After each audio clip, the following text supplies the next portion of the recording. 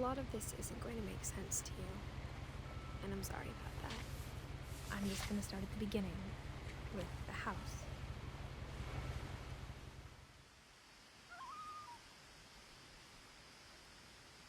Someone had put up a chain-link fence, but it looked like I wasn't the first person to hop it.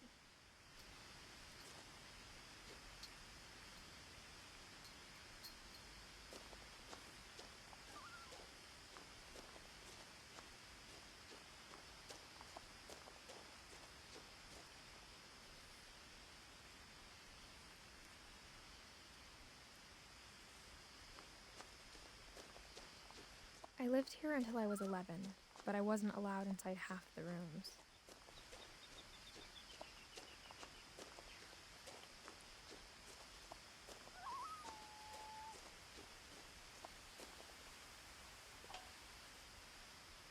Inside the mailbox were bills from 7 years ago, marked urgent, open immediately.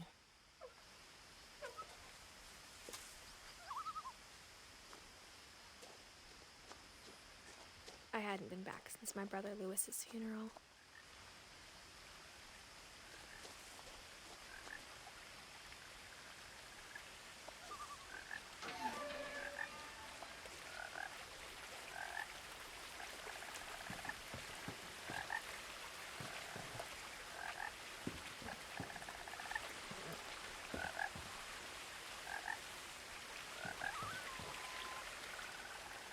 In her will, my mother left me a key but didn't tell me what it unlocked. Maybe she thought I'd know, or she thought that the mystery would be enough to bring me back.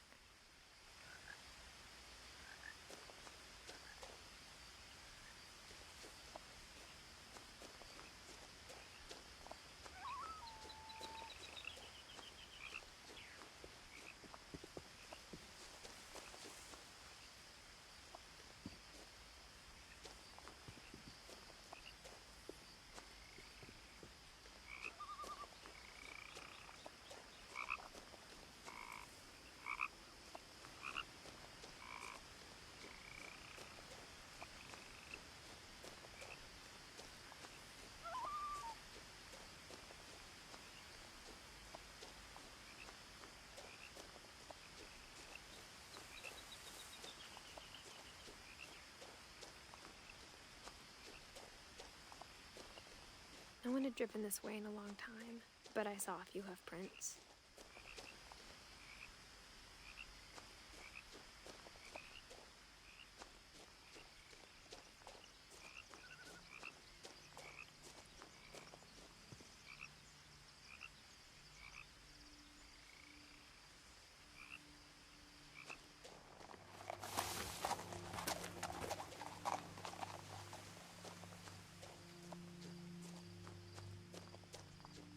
The truth is, even after I inherited the house, I never thought I'd come back to it. But now I had questions about my family that only the house knew the answers to.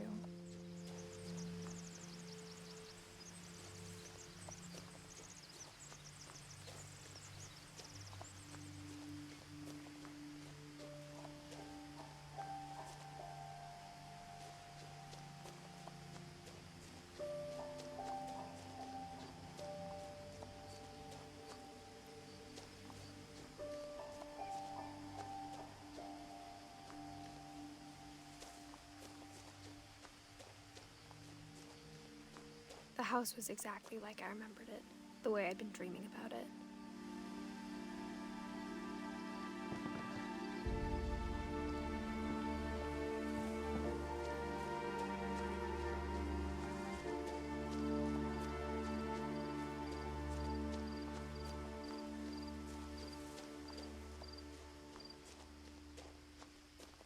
The woods around the house have always been uncomfortably silent.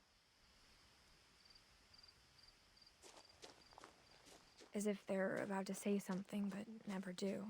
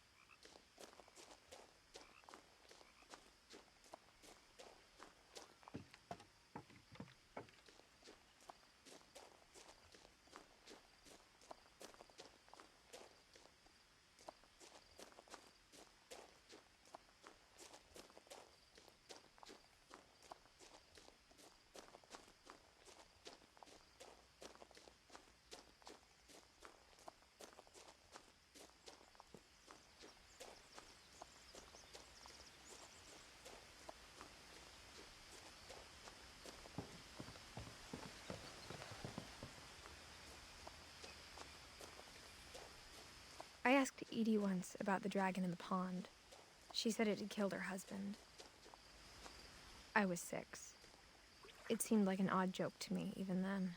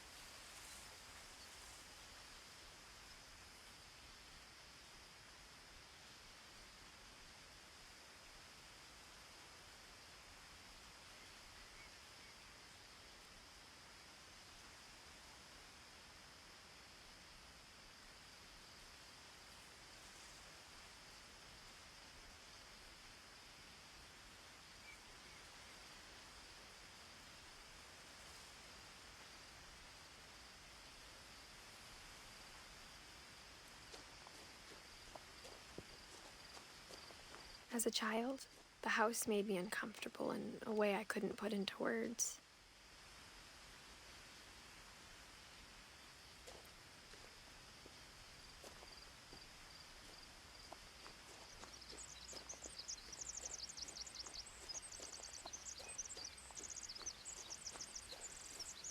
Now, as a 17-year-old, I knew exactly what those words were. I was afraid of the house.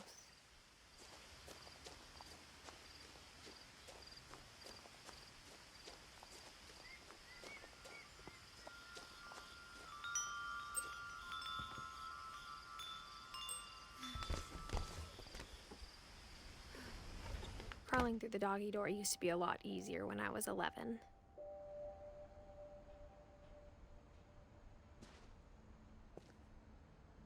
The power had been turned off the night we left.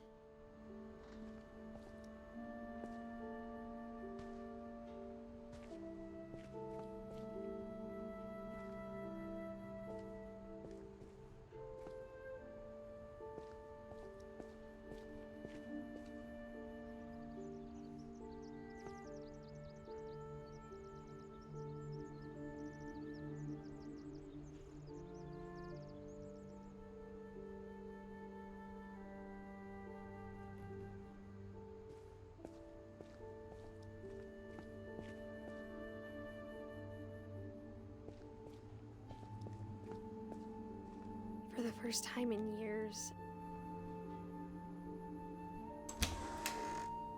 I felt like I was home.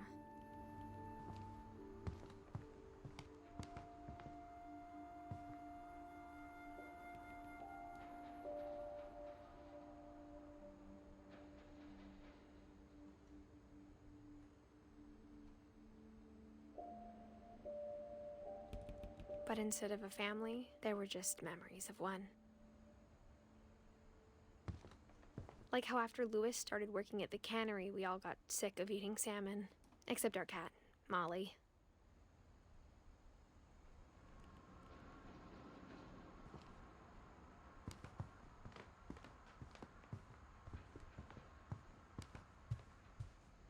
The table was still a wreck from the night we left.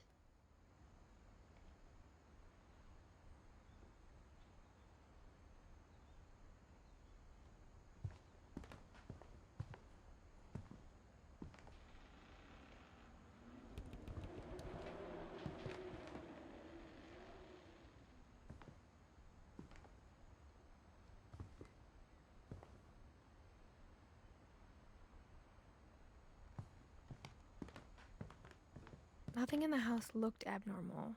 There was just too much of it, like a smile with too many teeth.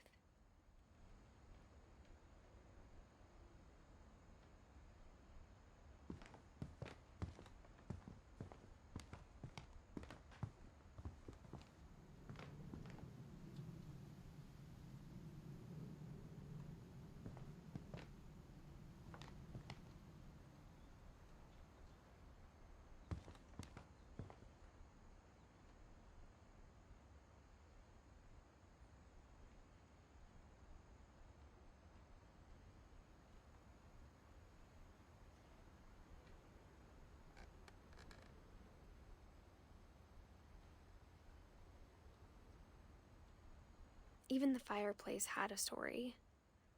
Edie told me the bricks came from the original house, after it sank.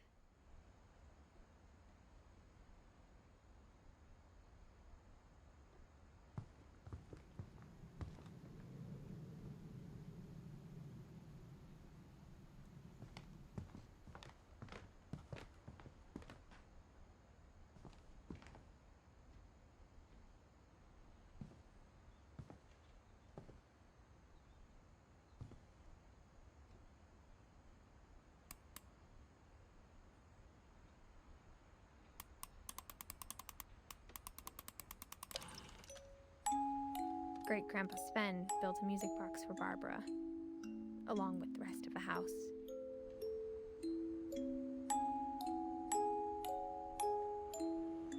Mom always told me to stay out of the basement, so I wasn't too surprised when the key didn't fit.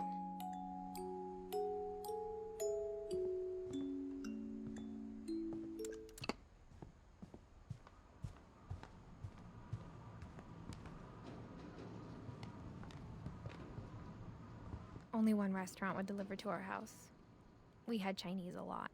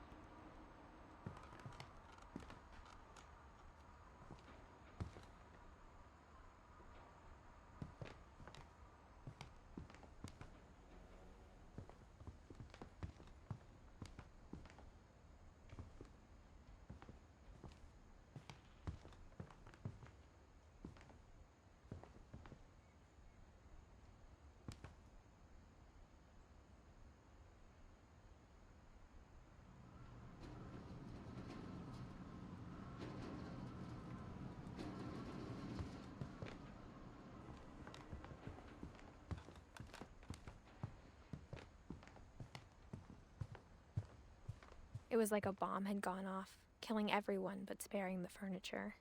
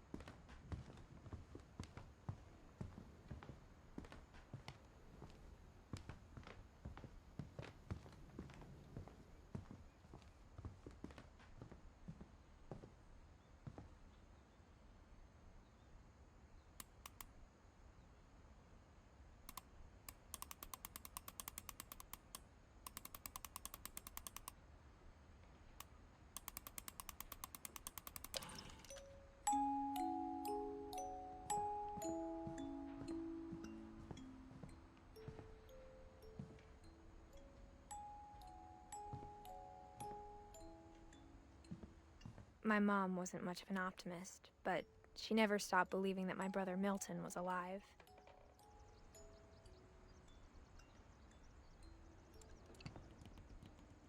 A lot of things got left behind in the whirlwind of that last night.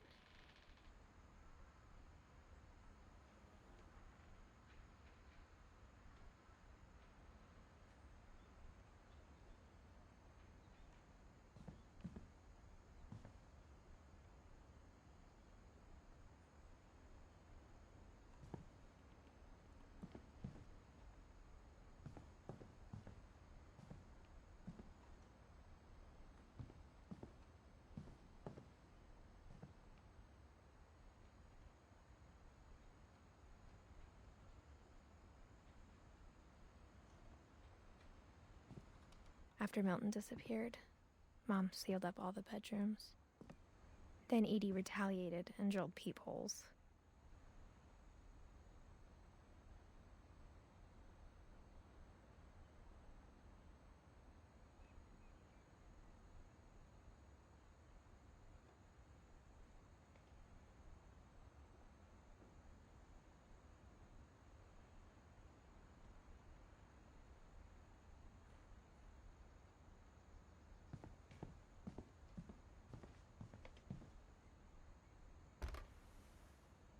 Molly always seemed like a girl I could imagine being friends with, if she hadn't died in 1947.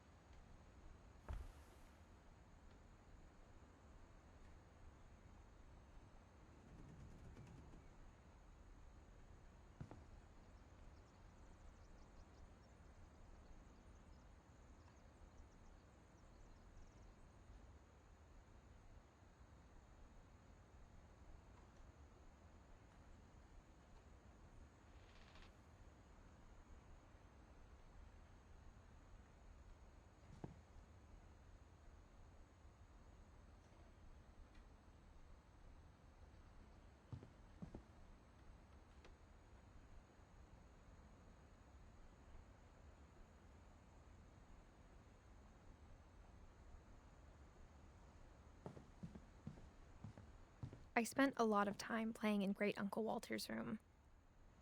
I think my mom sometimes regretted not sealing it up.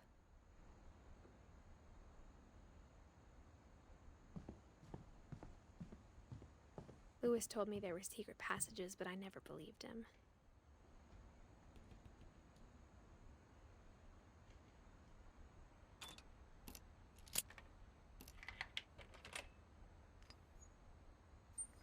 Turns out, my mom was really good at keeping secrets. Now it was time to find out what my mom had been afraid of.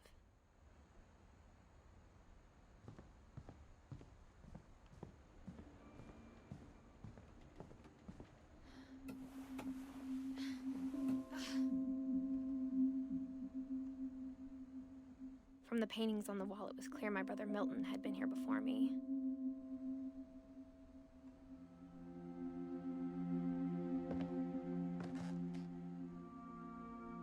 Reading this, maybe it sounds like I had a plan. But I had no idea what was behind that door.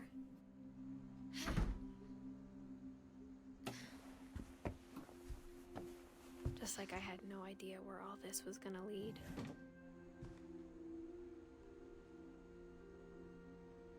I grew up looking at Molly's room through the peephole. Being inside for the first time, I felt like I'd stepped behind a painting.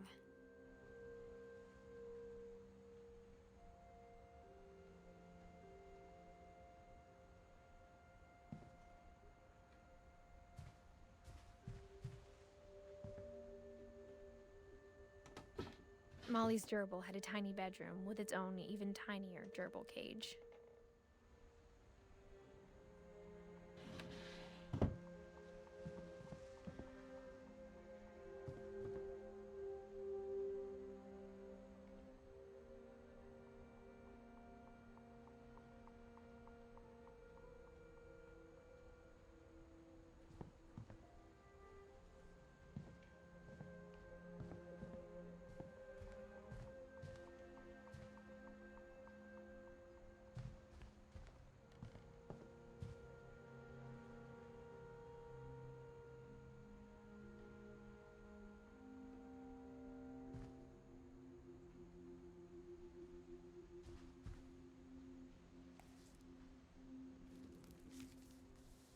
December 13th, 1947. Dear Diary, I'll be gone soon, but I wanted to tell somebody about what's gonna happen. It started when Mom sent me to bed without dinner. I woke up and I was starving, so I looked around for something to eat.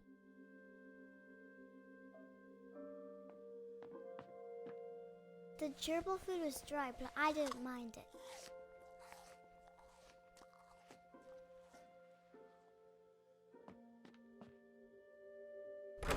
Mom, can I come out now? Sweetheart, it's late. Go to sleep.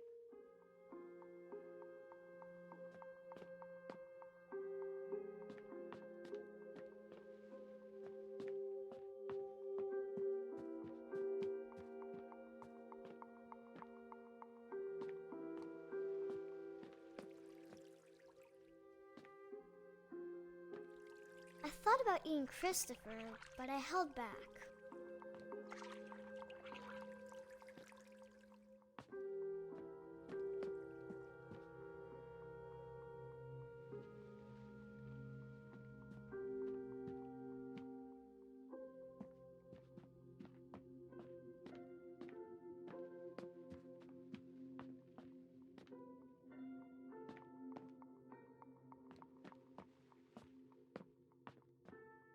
My Halloween candy was all gone.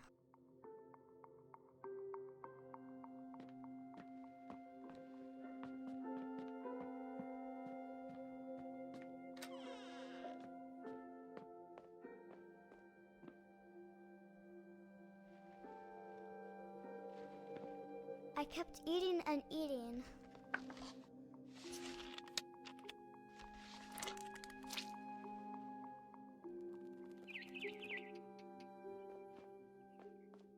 I ate a lot of things that night.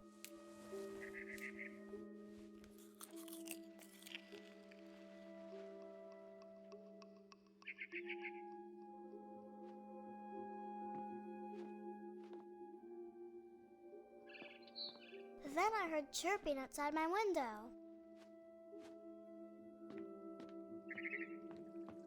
It was a barn swallow going back to her nest. I reached out for her.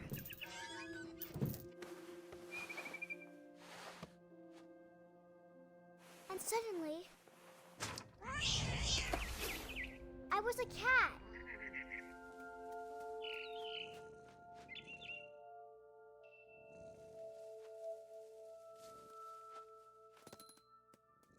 I tried to be quiet, but the bird was really scared.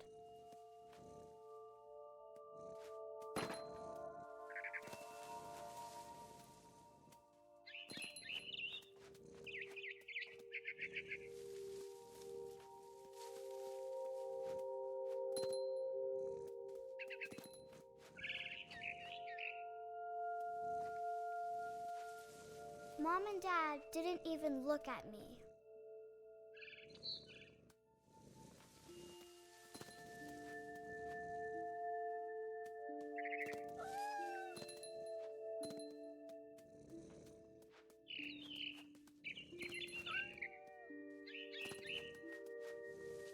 I jumped and I almost got her.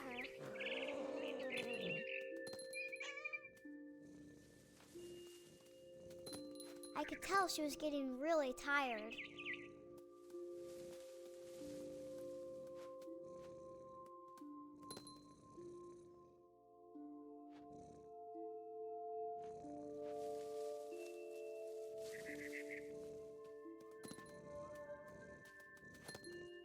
Now I was up in the big tree. I promised Dad I wouldn't climb it anymore. All I cared about was eating that mama bird.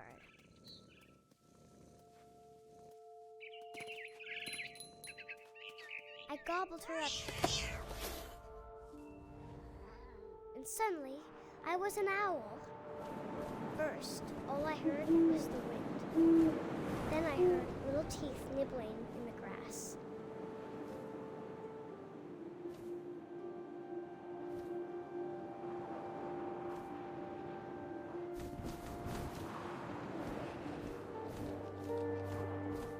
Rabbits.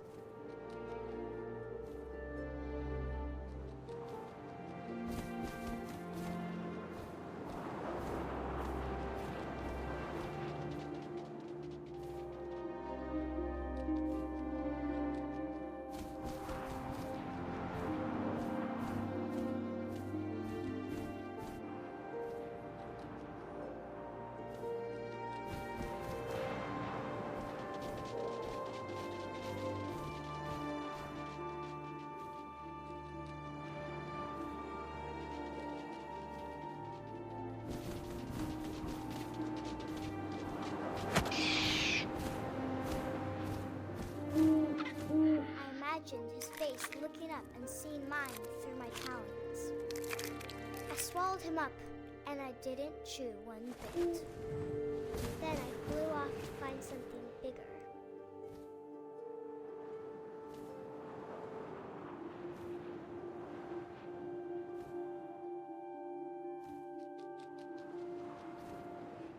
A mama rabbit.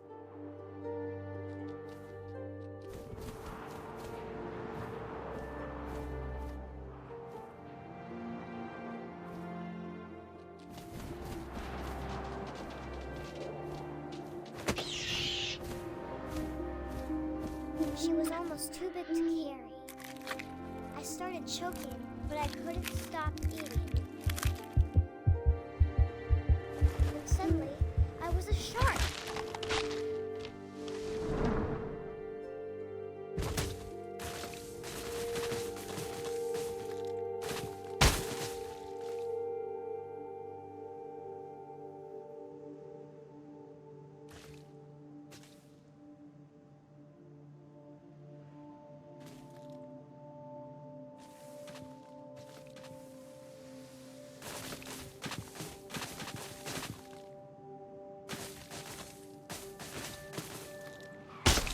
I rolled off a cliff and into the ocean.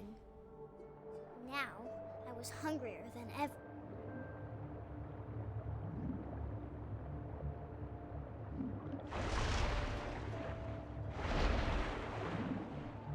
I wanted fat, juicy seeds.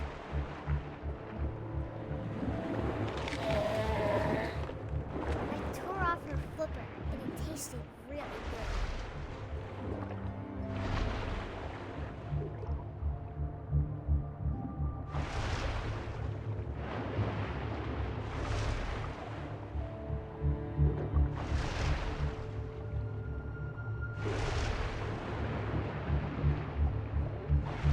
Grabbed on tight. When I was so hungry, I jumped out of the water. When I opened my eyes, everything had changed.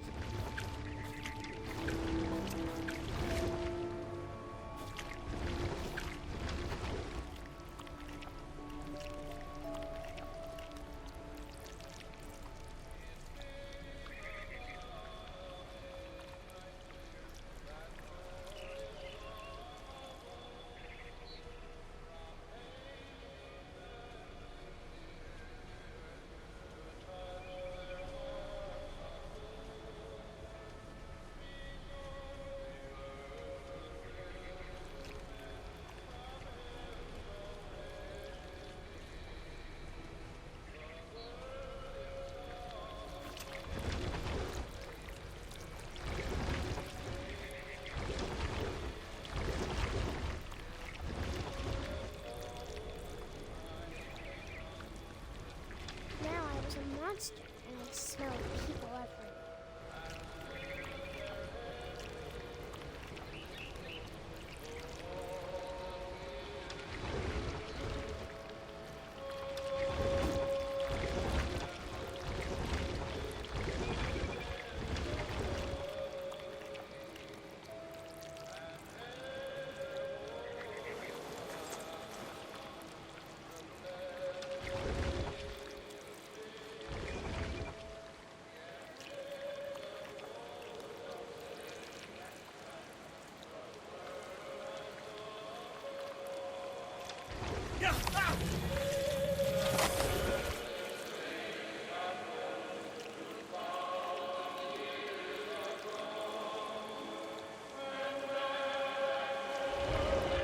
I wanted to stop, but also I didn't.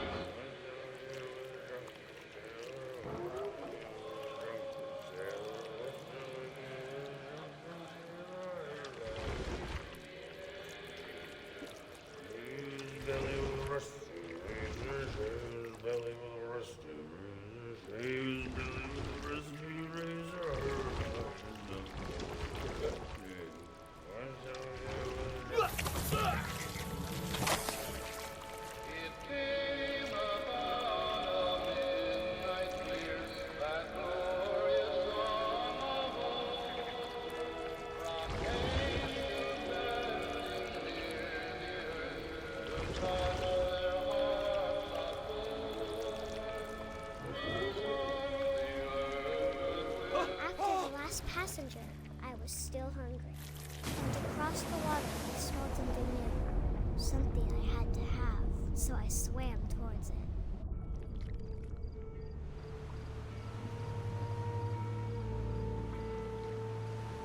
I slithered onto the sand, and the good smell went into an old pipe.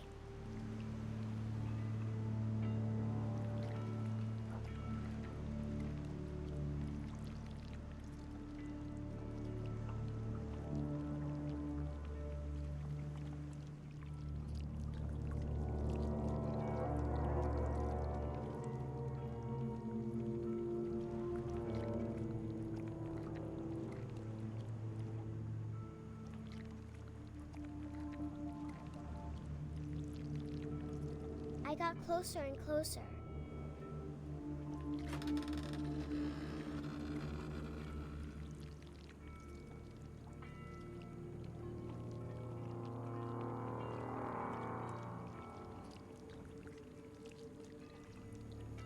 All my stomach started growling.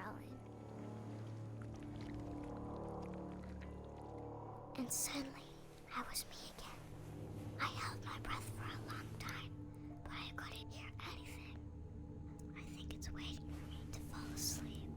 But it's not going to wait much longer. It needs to feed, and we both know I will be delicious.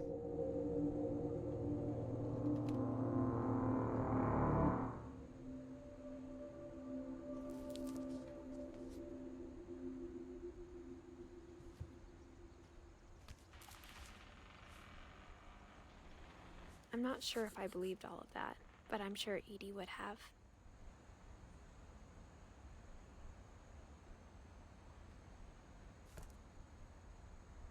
I got the sense Edie had spent a lot of time here, before my mom sealed the doors.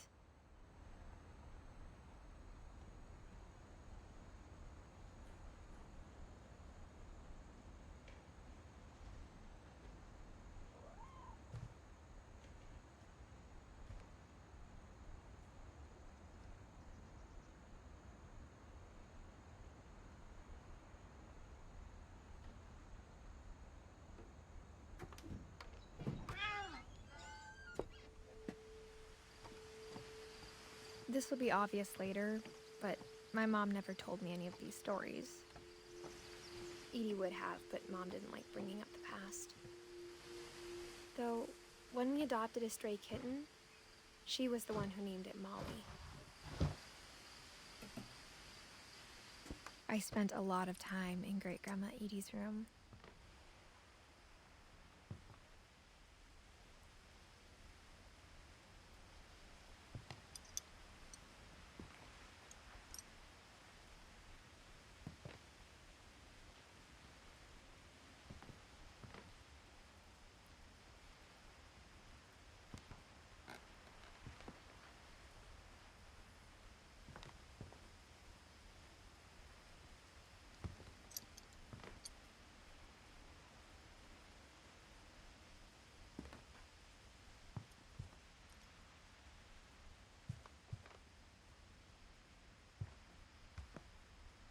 Edie gave a big interview about a mole man living under the Finch house. My mom was furious.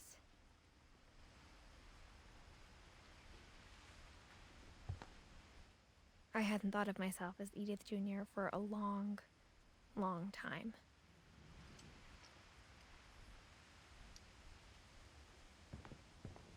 One summer, they evacuated the island, but Edie refused to go. For a few weeks, she was a celebrity.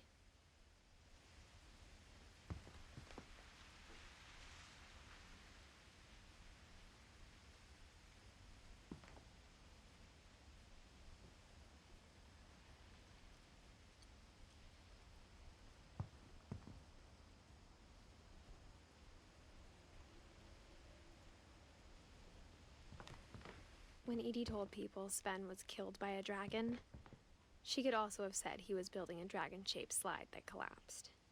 She could have, but she didn't.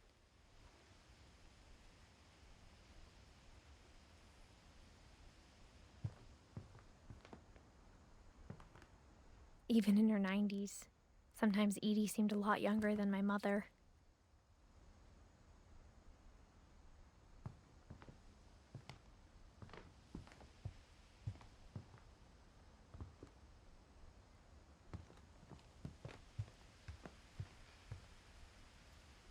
Louis died a week before we left, but Edie had already started to memorialize him.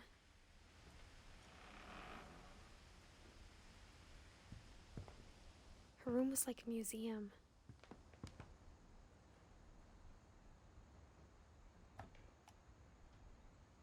For 500 years, the Finches have been famous throughout Norway for their fortune and misfortune.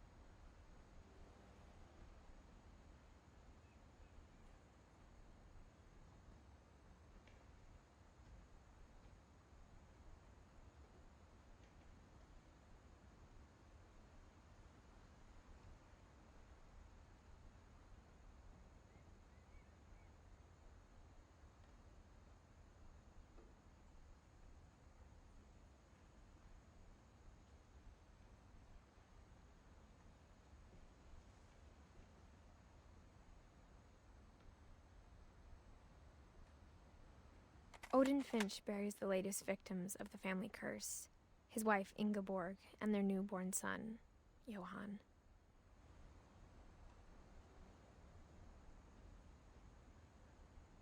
On January 7th, 1937, he set sail with his family and his house, hoping to leave the curse behind. But 40-foot waves off the coast of Washington send the house and Odin to the bottom of the sea. Odin's daughter Edie, with husband Sven and baby Molly, step ashore on their new home, Orcas Island.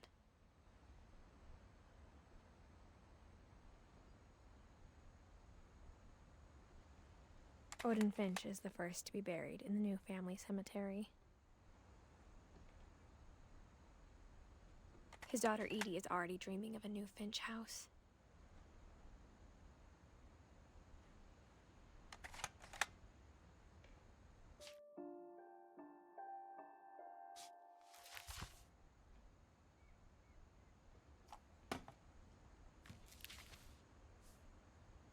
Whatever's wrong with this family, it goes back a long ways.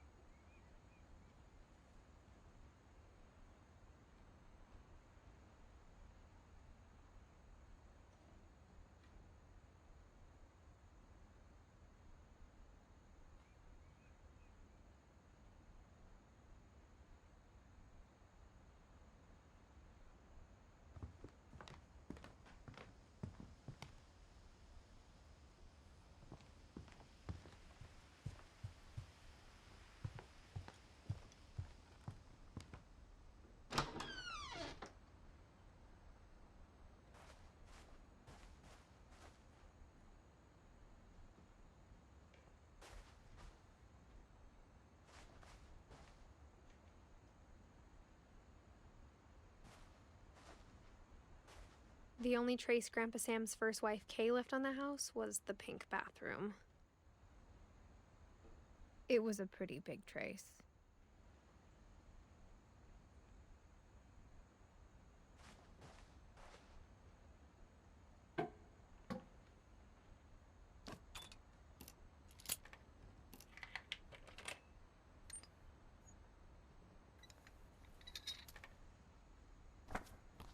There's a secret in this bathroom. It's in the last place you would look. It isn't in the cupboard.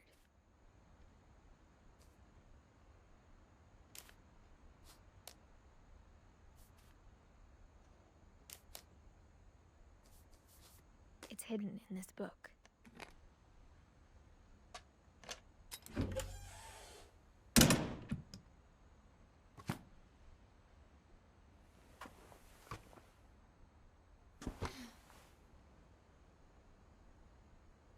Sven gave Sam an old camera he'd refurbished. He never put it down.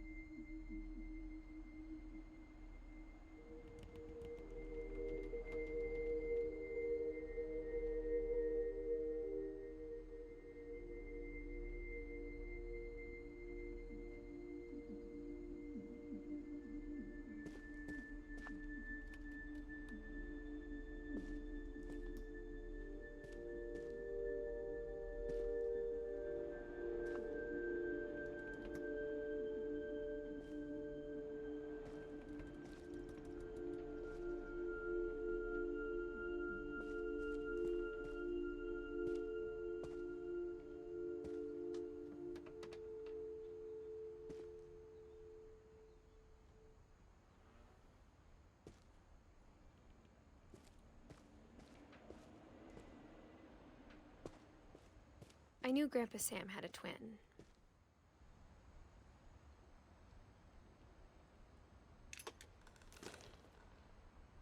And that he never talked about him. I guess my grandpa didn't like history any more than my mom did.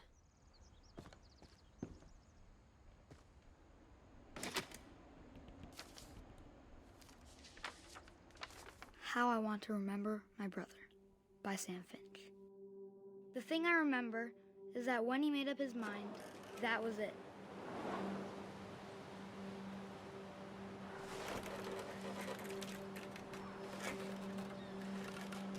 My brother said he'd die before he ate another mushroom, and he did. At Barbara's funeral, we swore we'd never be afraid again, and he wasn't. I think Calvin always wanted to fly. Sam! Calvin! Dinner's ready!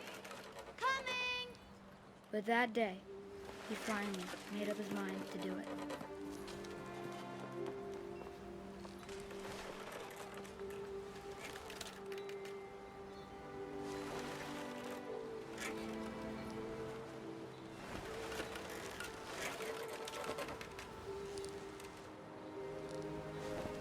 I told him going around was impossible.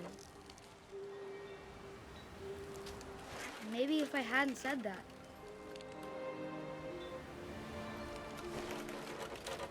Calvin! I'm not gonna tell you again! maybe if the wind hadn't picked up, then maybe he'd still be here. But I doubt it.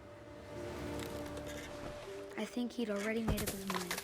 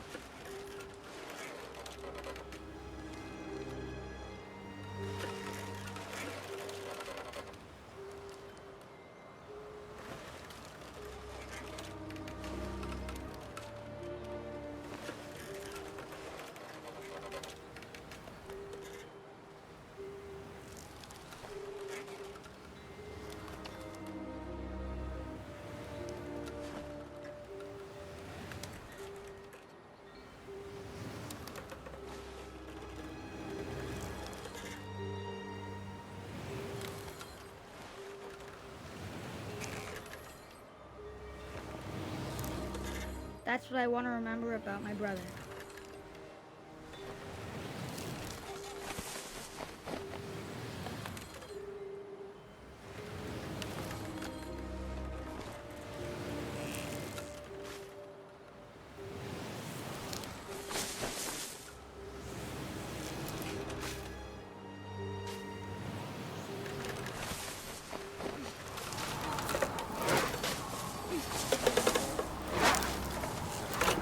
The day he made up his mind to fly, and he did.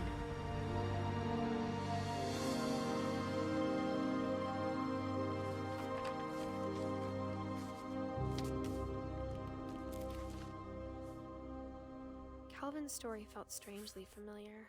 When I was younger, I remember trying to do the exact same thing.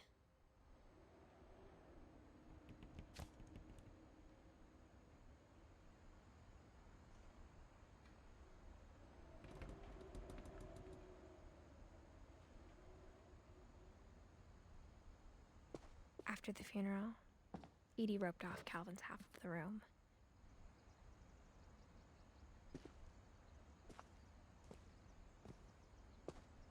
Mom said Grandpa Sam enlisted at 18 and never set foot in the room again.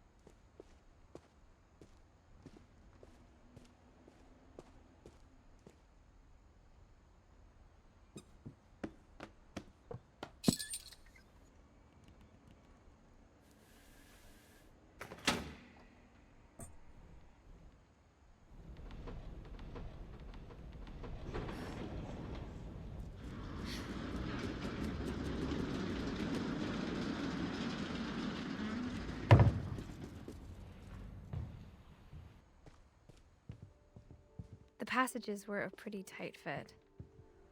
They'd obviously been built for smaller hands and bellies.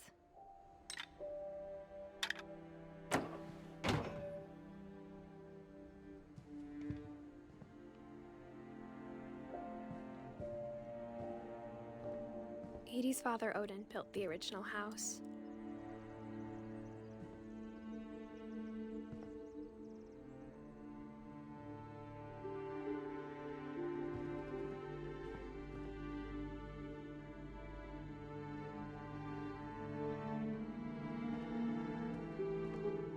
Mom must have locked the third floor stairs on the night we left.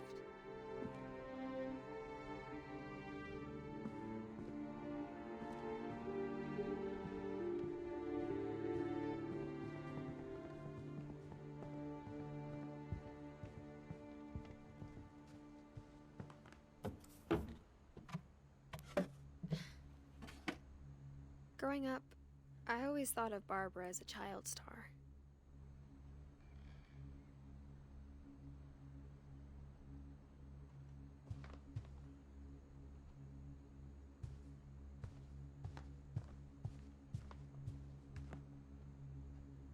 I never thought about how hard it must have been for her afterwards.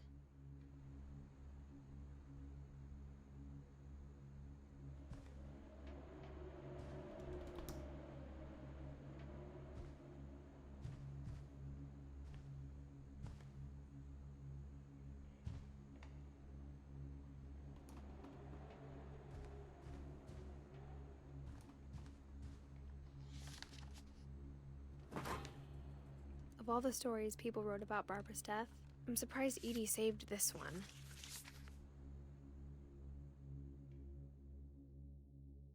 Old Jack here with another ghastly tale inspired by America's most unfortunate family.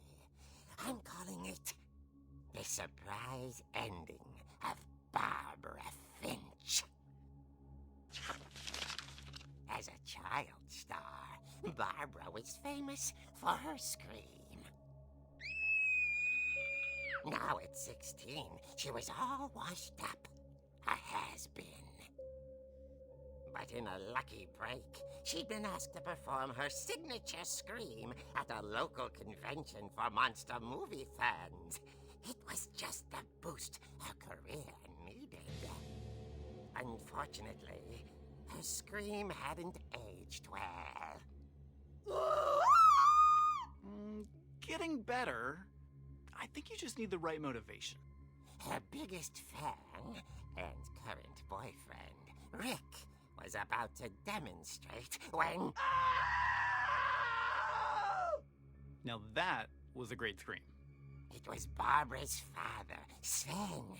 He'd slipped into a table saw and had to be rushed to the emergency room. So Barbara got stuck babysitting her youngest brother, Walter. Her convention comeback was cancelled. Okay, I'm hearing frustration, but I'm not hearing terror. What if I tried... A gang of hoodlums in Halloween masks have been terrorizing Orcas Island tonight. Police are urging residents to... That came from the basement. You're right! Also, I loved your delivery on that. Why is your basement door locked? Because my dad likes making puzzles and secret passages. There's a key hidden in the music box. The secret is to keep winding and winding until finally the key pops out. Thanks, babe. I'll be back in a sec. 20 minutes later, Rick hadn't returned. So Barbara went to look for him, right on cue. She reached for the music box.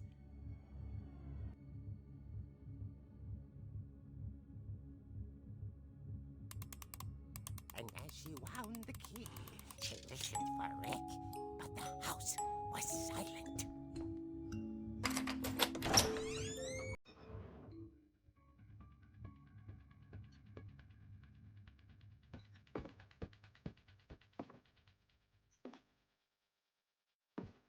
She found Rick's crutch and imagined the worst.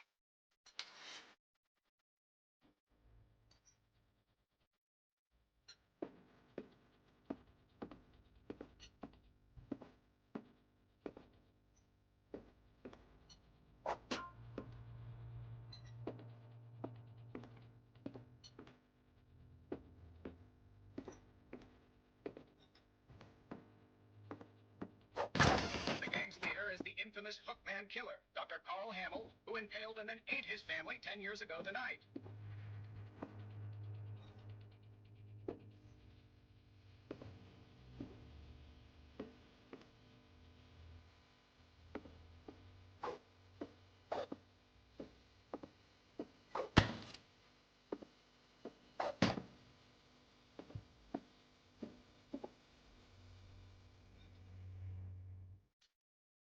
The ridge rattled and grew still.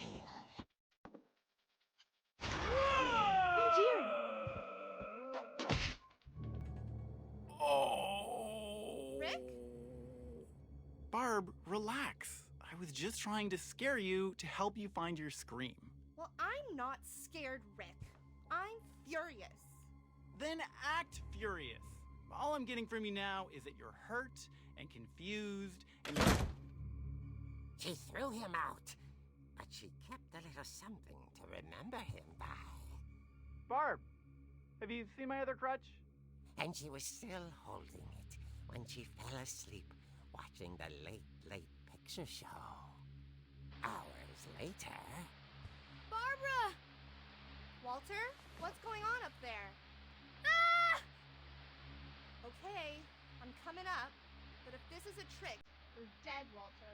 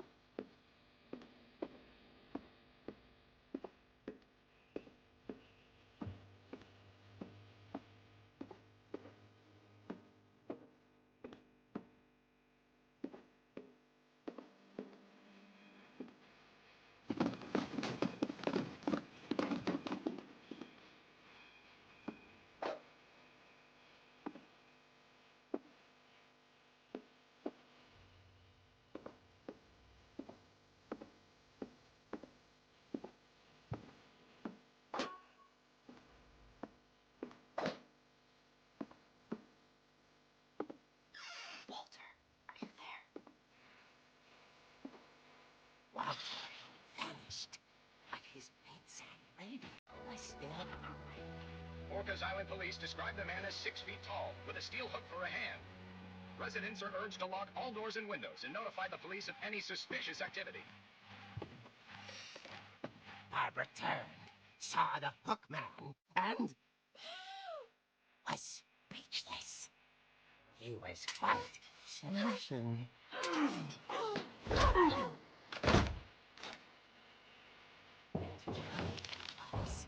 He couldn't get enough of Barbara. Okay, Barbara, there's gotta be another way out of here. That night, she played her part beautifully.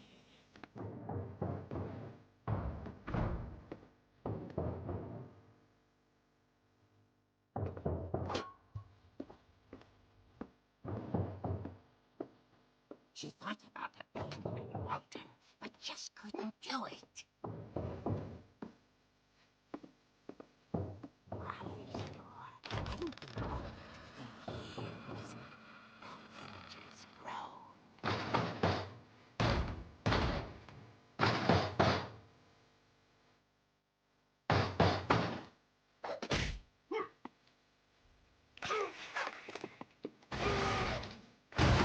He wasn't moving, but she sensed the story might not be over yet.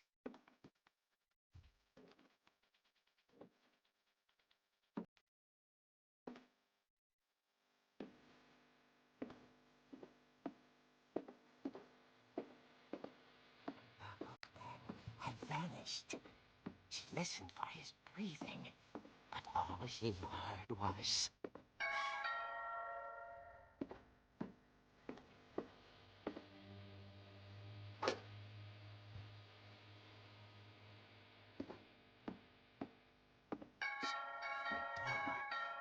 dying to speak to young Barbara. At the door, she heard whispering. It was coming from inside the house.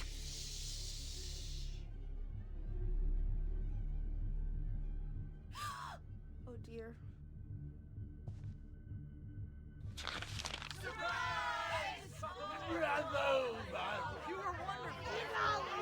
The monsters had come to surprise her.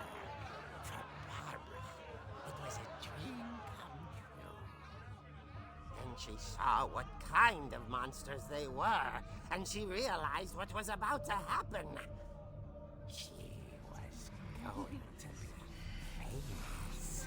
And with her final breath, Barbara Finch gave the performance of her life.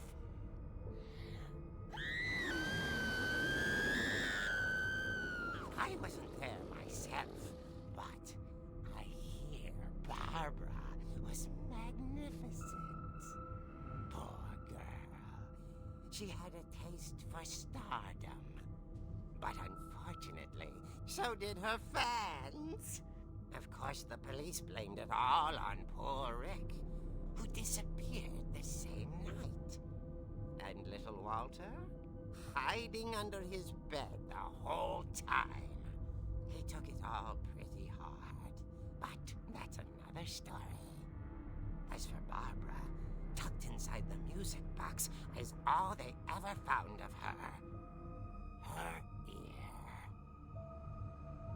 Now that's what I call a real eerie tale.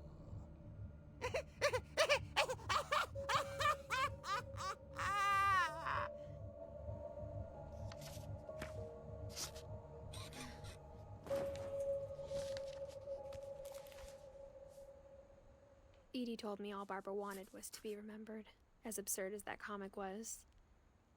Maybe what Edie saw was a happy ending.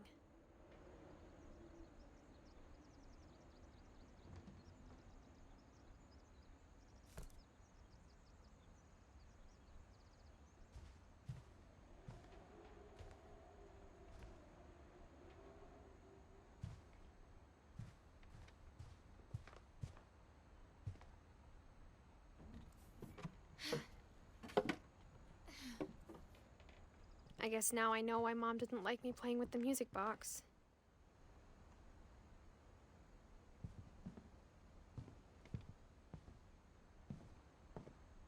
Whenever people ask me about my family, the first thing they always want to know about is Barbara.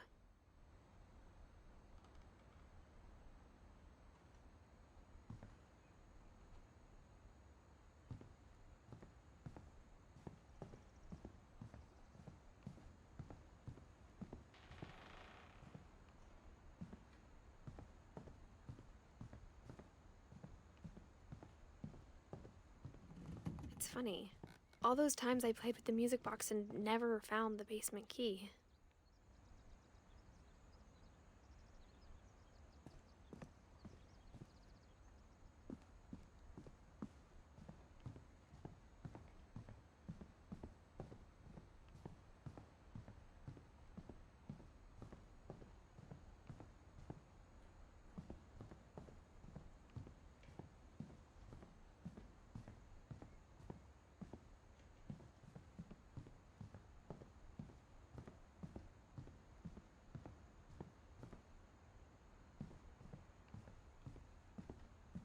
I wonder if that comic was right about there being a key inside the music box near the basement.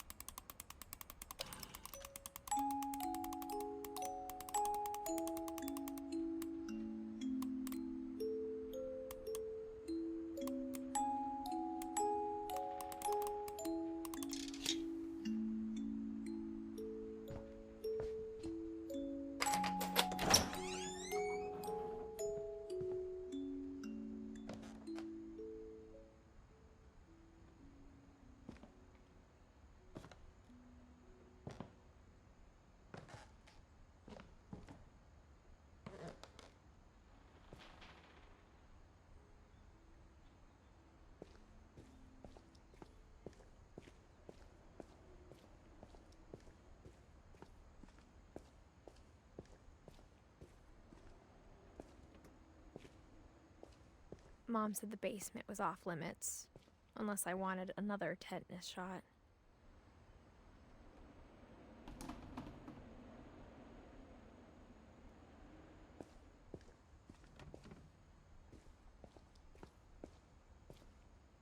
I saw Edie sneak down to the basement once, carrying packages. I thought maybe she was hiding presents.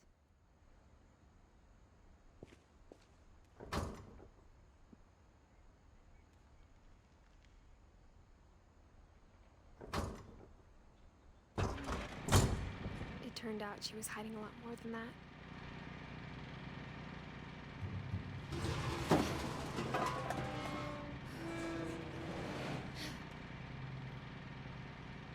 I remember asking Mom once about where Walter had gone. She said after Barbara died, he got as far away as he could. If there's a pattern in all these stories, I think it's that none of us has gotten very far.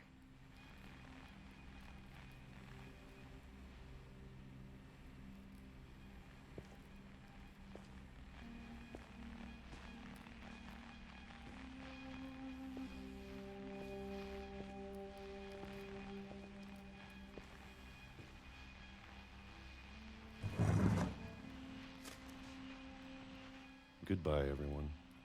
I can't believe I've been down here for 30 years. On that first day, after the shaking started, I didn't think I'd survive a week.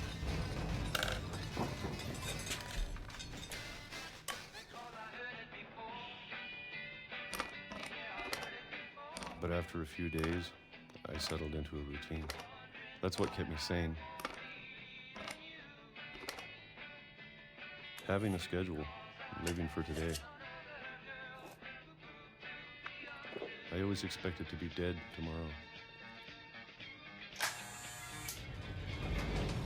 if you wait long enough, you get used to anything.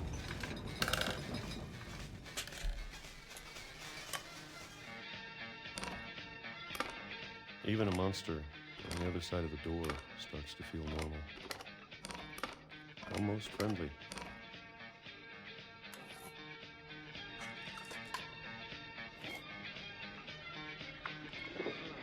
And then one day, everything just stopped. Whatever that thing was, it was gone. Maybe it got tired of waiting. Or maybe I just got tired of being afraid.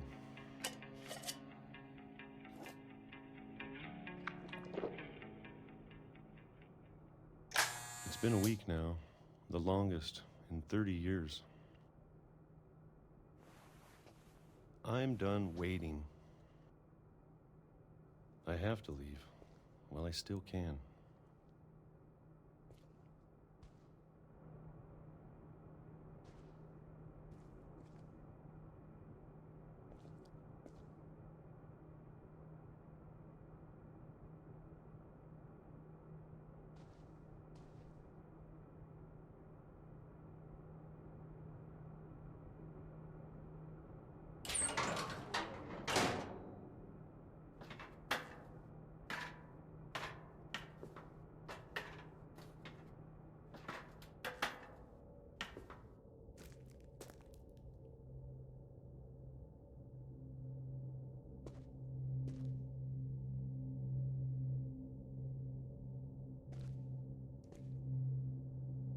I know it's out there, somewhere.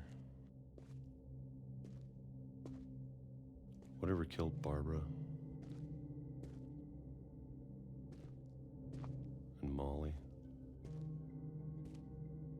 and Calvin.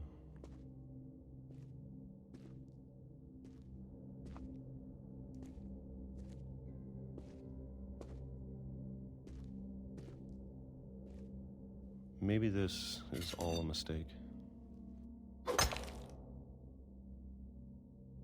But I need to stop living the same day, even if it kills me.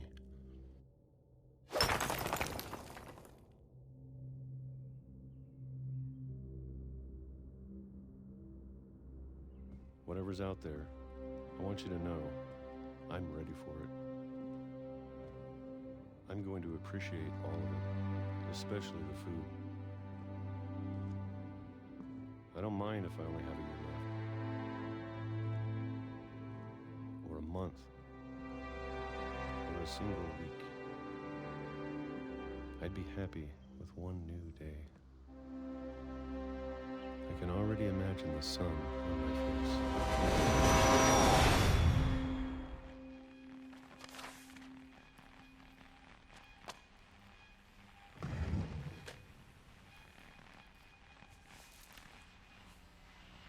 Walter died when I was 6. I can't believe my mom never told me he was down here.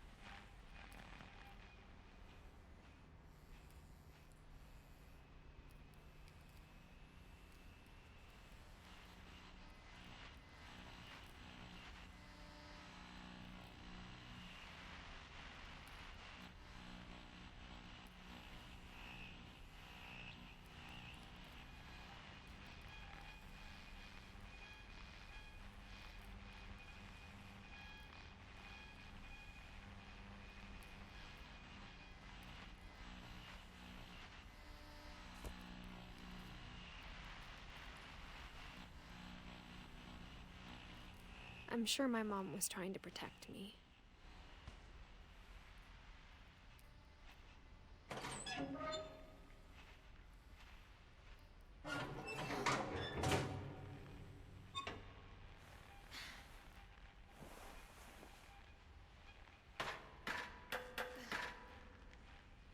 Maybe she was afraid I'd end up like Walter.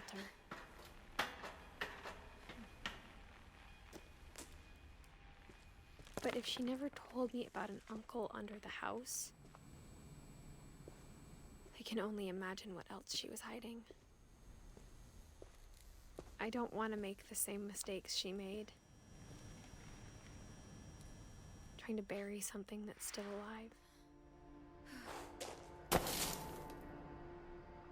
Now that there's only one of us left, or maybe two, I thought it was time I heard the stories for myself and found out what happened to everyone else. But now I'm worried the stories themselves might be the problem. Maybe we believed so much in a family curse, we made it real.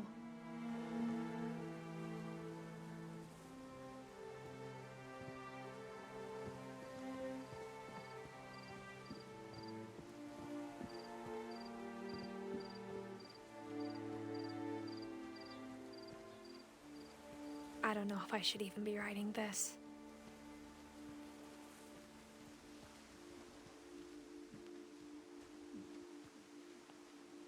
Maybe it'd be better if all this just died with me.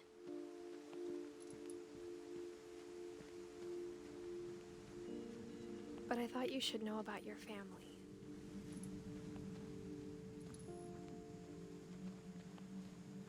And the history you're a part of.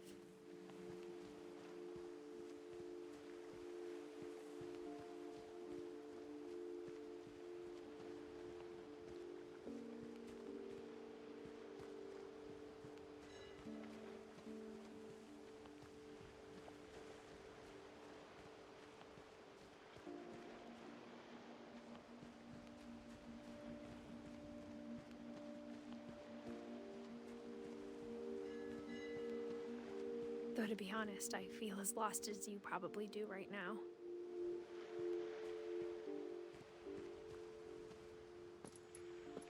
I think the people in these stories believed them, for what that's worth.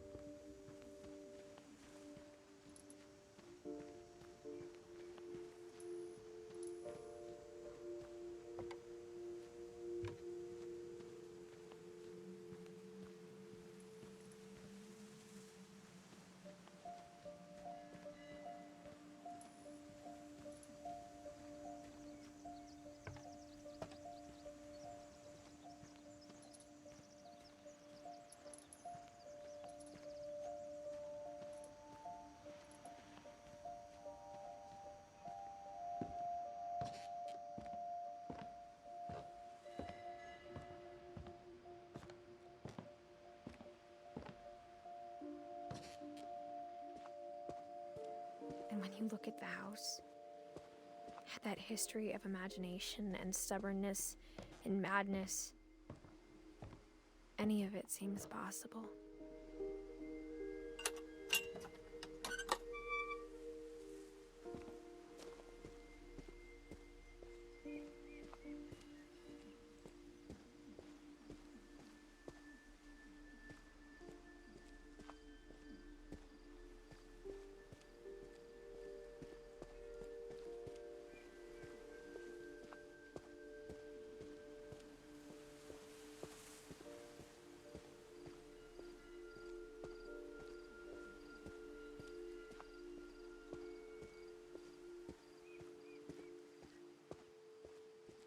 I think we've been surrounded by death for so long, we've just gotten used to it.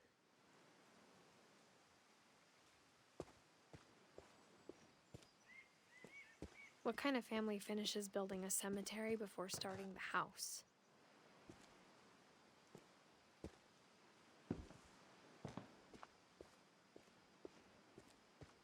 It's embarrassing for me to admit this, but the pet cemetery made me more uncomfortable than the human one. 3 of the gerbils were mine, and 2 had been my fault.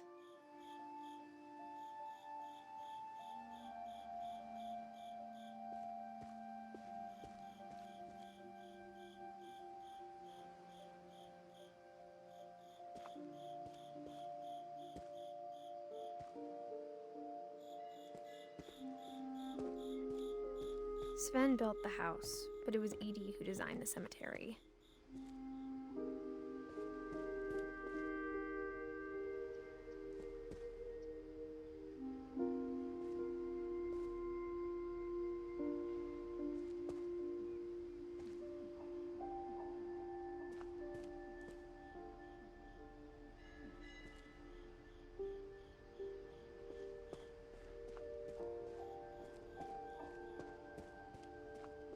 I'm sure Odin's monument had been Edie's idea. My mom was always trying to move on, but for Edie, the past never went away.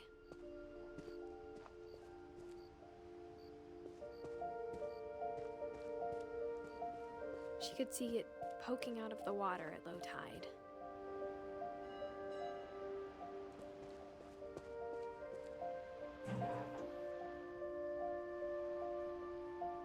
Edie said she dreamed about the old house every night.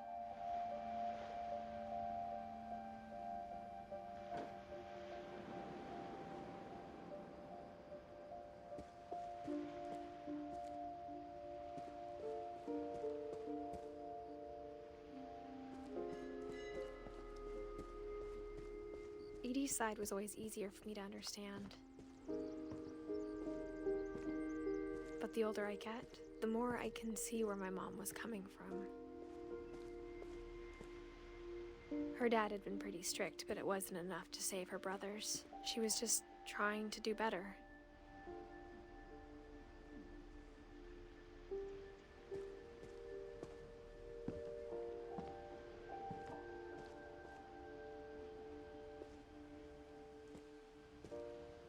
She lost 2 of her brothers, just like I did.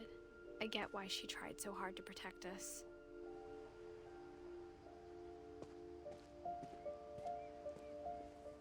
There's so many things I wish I could ask my mom now. Part of me thinks this is what she wanted all along. For me to come back someday and find everything out for myself.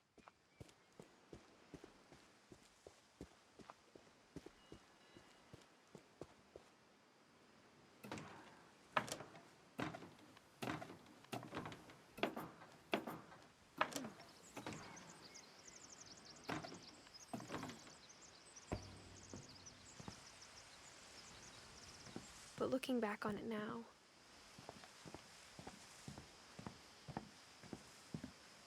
if she told me there was going to be so much climbing, I never would have come when I was 22 weeks pregnant.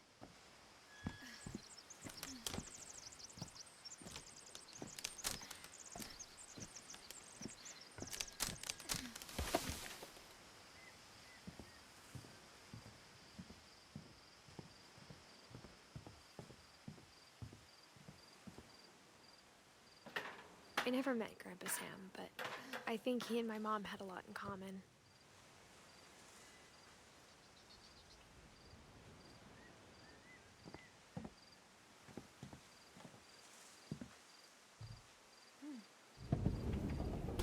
They were both pretty intense.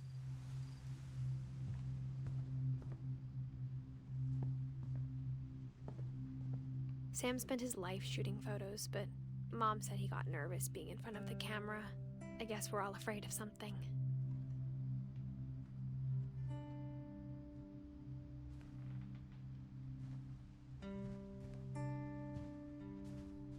Instead of hiding from death, Sam seemed to go out of his way to meet it.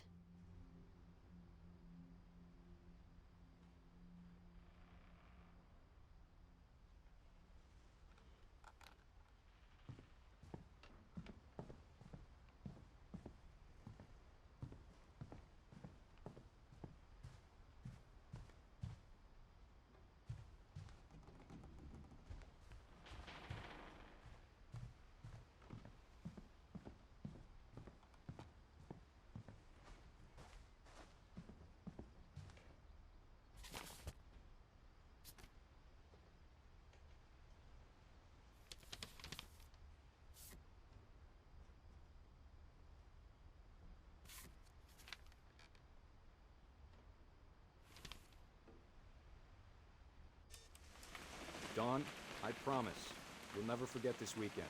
Yes, sir. These memories are gonna last a lifetime. Hmm? Am I gonna have to shoot anything? It's a hunting trip, Dawn. Shooting is strongly encouraged.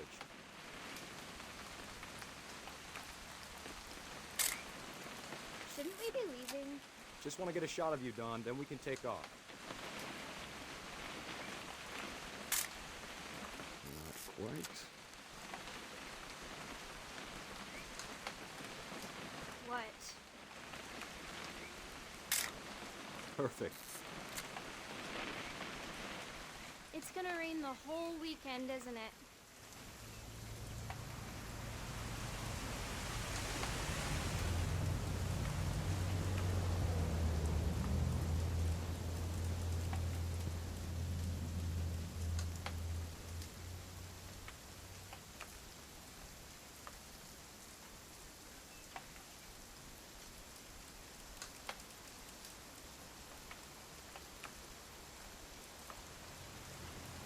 Please just take the damn picture. Hey, language. Did you want to get a picture of me or what?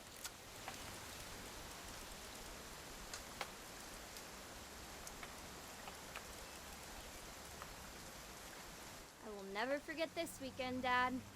That's the spirit. Okay, got it. I'm gonna take some pictures, okay? Just be careful. The camera's older than you are.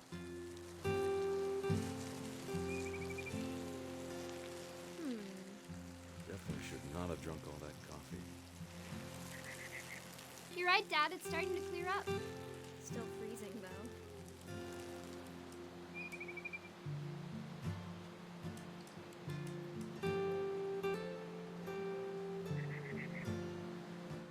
Nothing quite like being outside.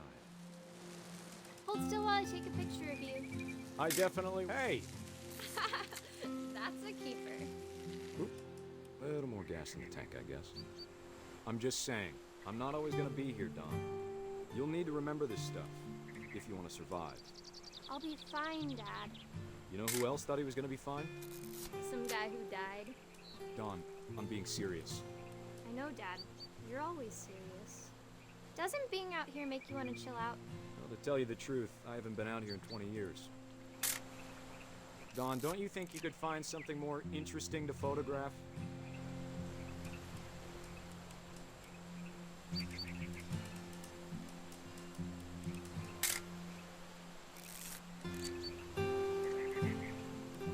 Last time I was with my brother Calvin. Man, that was a great trip.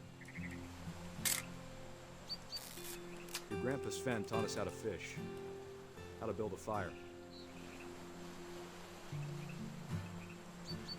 We found an old logging trail with deer everywhere. I bet if I could remember where that trail was, we'd spot a buck for you in no time. Give me a minute to check the map.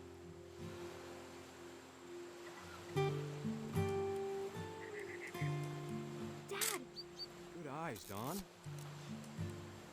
Before you take the shot, let me get a picture of you.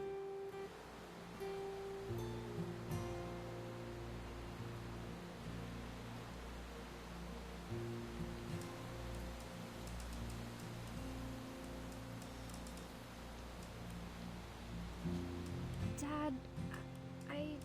Just breathe. Turn off your imagination.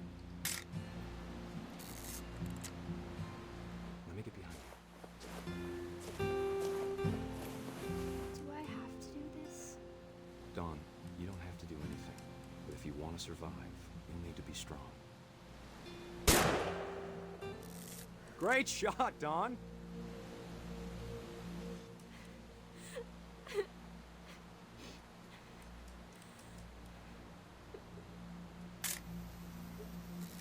I'm proud of you, Don. Always remember that, okay?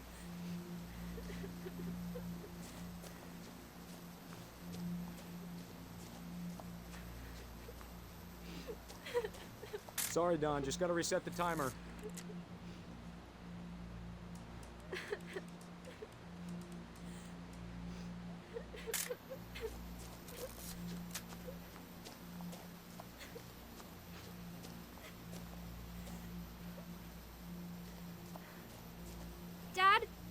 It's twitching.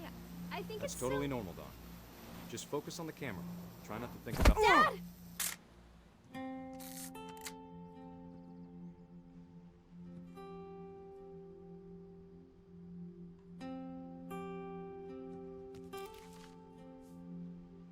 Of all these stories, that's the one I wish most that my mom had told me.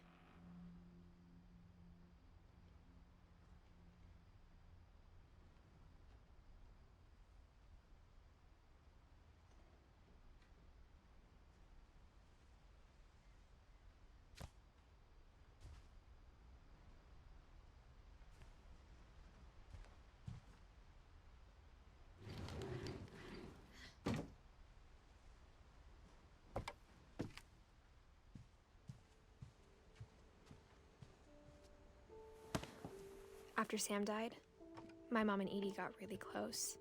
They'd both lost a lot.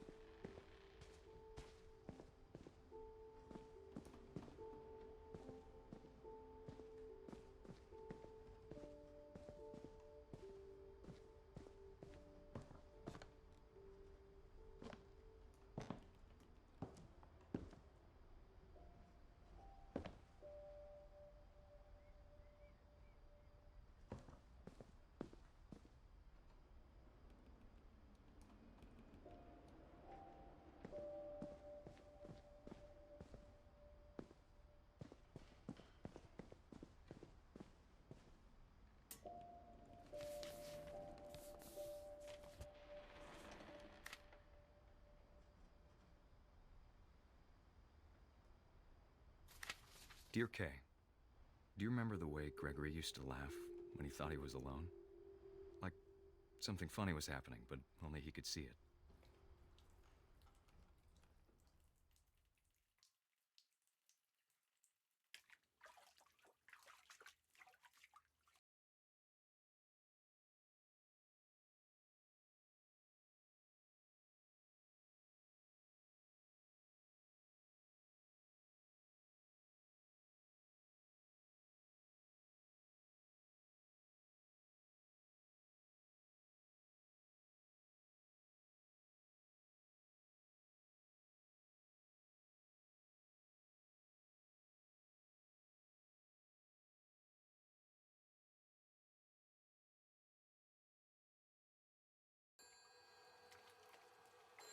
Hold on, sweetie. Hello? Sam, I told you I don't want to talk right now.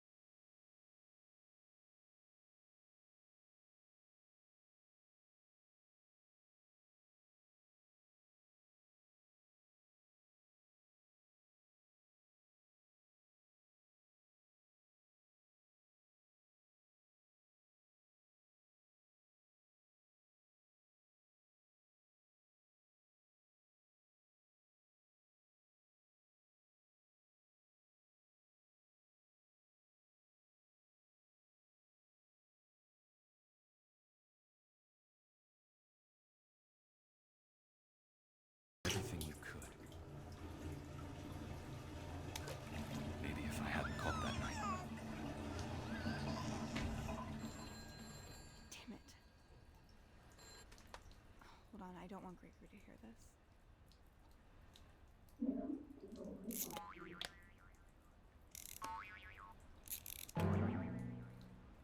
I wish he could have told us about the world he saw.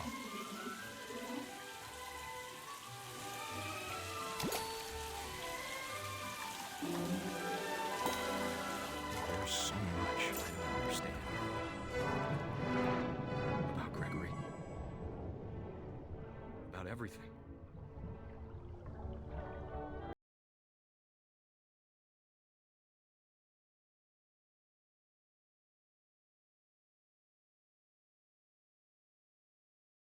But I know what happened wasn't your fault.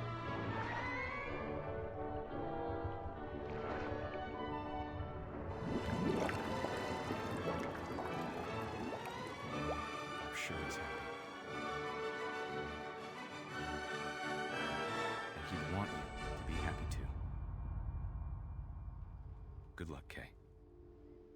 Love, Sam.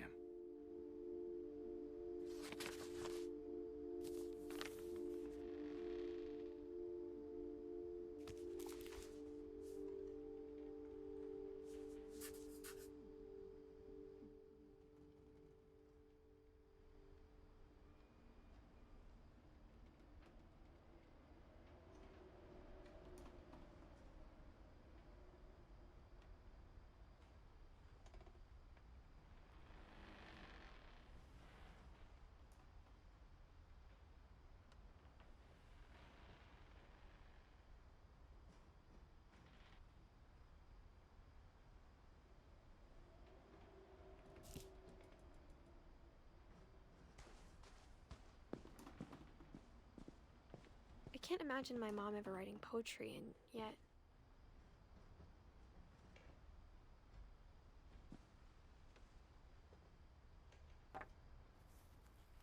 A poem for Gus, who always said the wedding was a bad idea. Our father never hit us kids, at least not very hard, before the day my brother said with teenage disregard that he'd be dead before he'd see a wedding in our yard.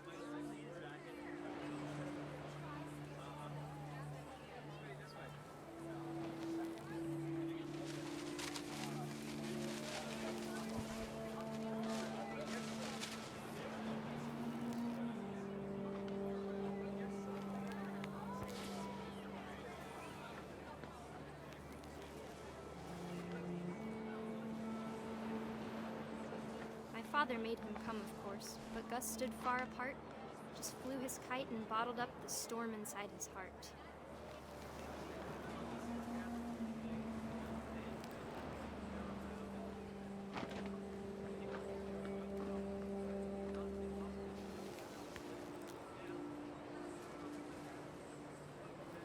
I tried to talk him out of it, but though he'd never met her, we don't need a stepmom, were the words that I now pronounce you husband and wife. You may kiss the bride.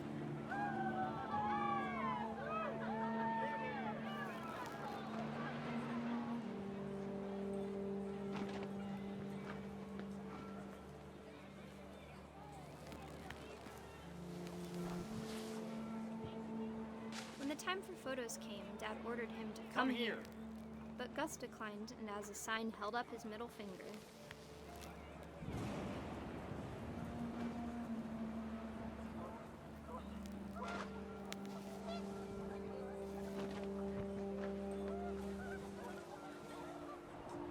The wind picked up, and panicked geese appeared and quickly went.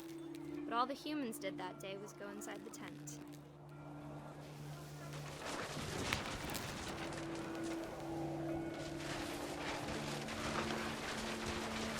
The rain came down in buckets then, but no one seemed afraid that nature might destroy the tent our dad had crudely made.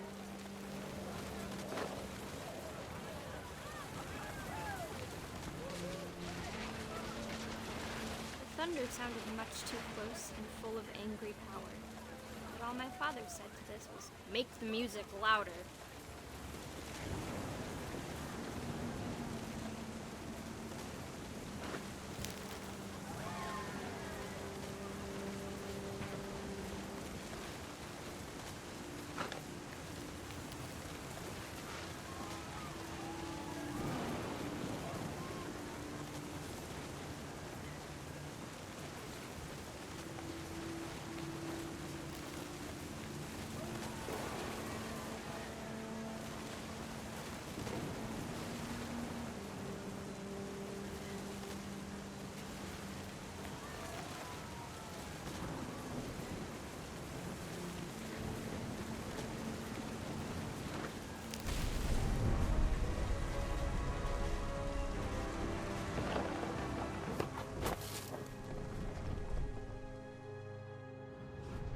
wish that I could truly say I thought about you on that day.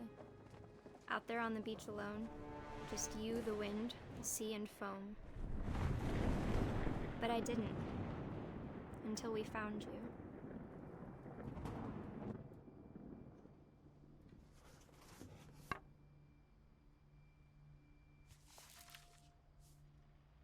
She never talked about him, but Mom told me once if I was a boy, they were going to name me Gus.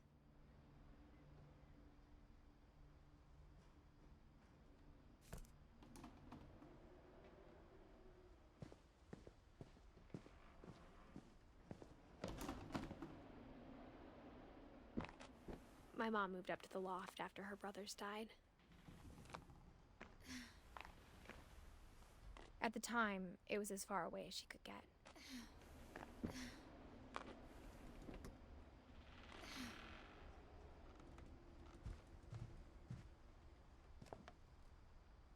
She spent a summer building houses in Calcutta, where she met my dad, Sanjay.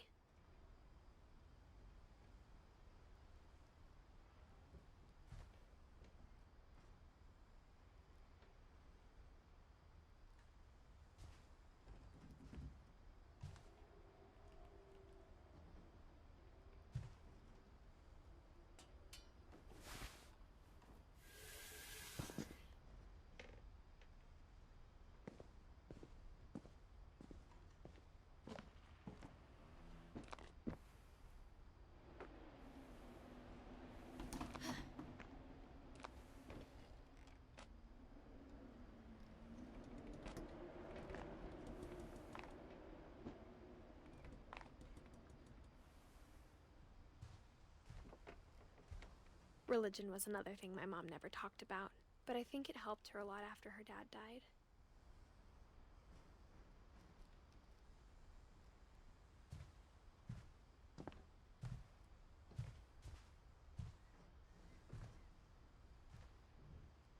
My mom moved to India a week after graduation and got a job teaching English.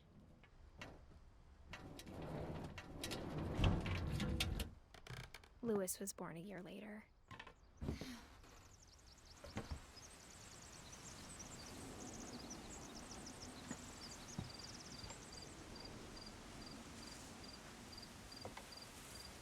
When my dad died, I don't think Mom knew where else to go.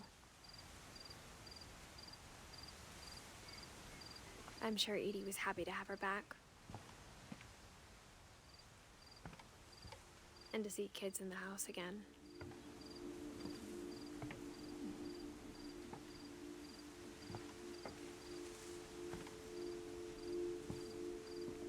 The house had to get a little bigger, but Edie was used to that.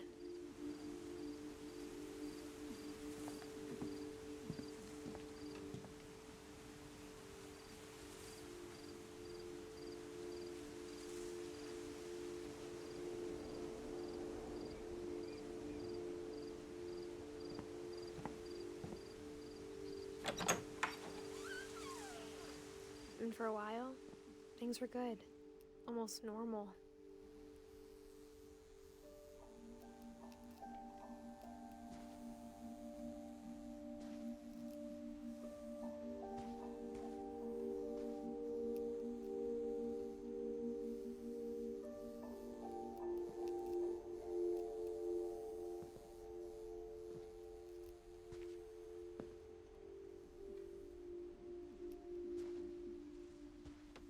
But it didn't last.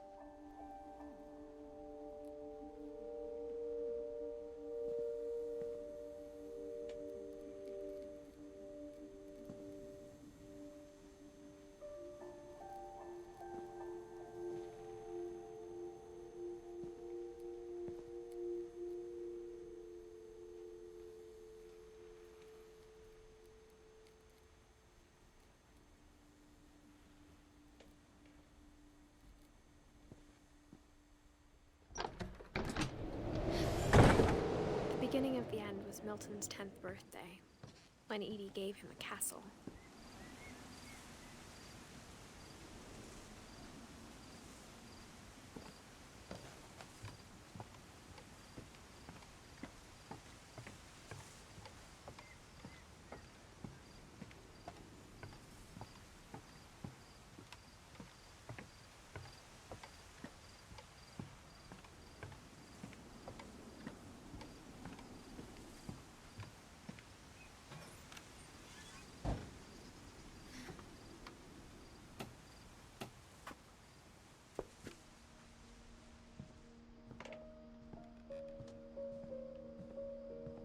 think Edie was happy to finally have another painter in the family.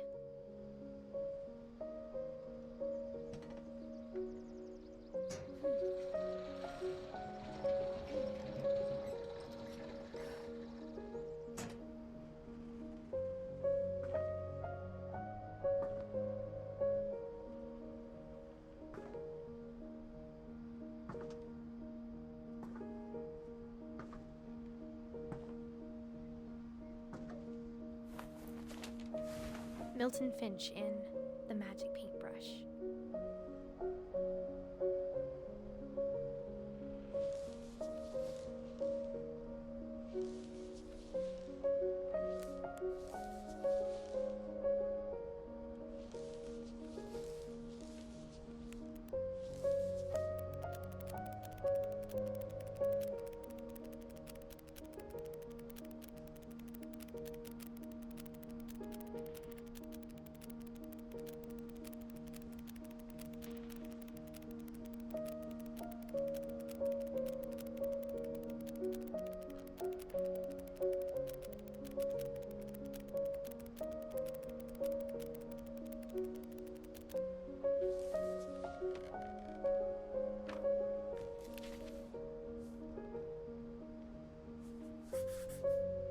I was 4 when Milton disappeared.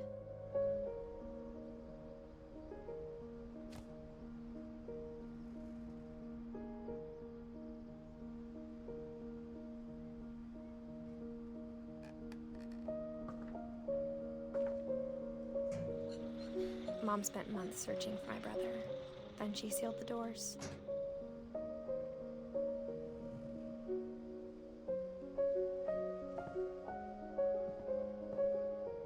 Whatever Milton had found in the house, Mom didn't want it getting out.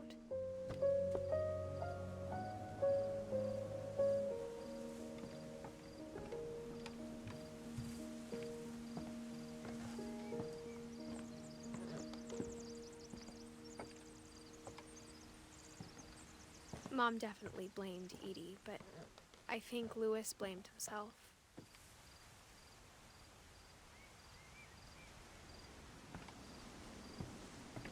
After he graduated, he just spent more and more time in his room, until Mom got him a job at the cannery.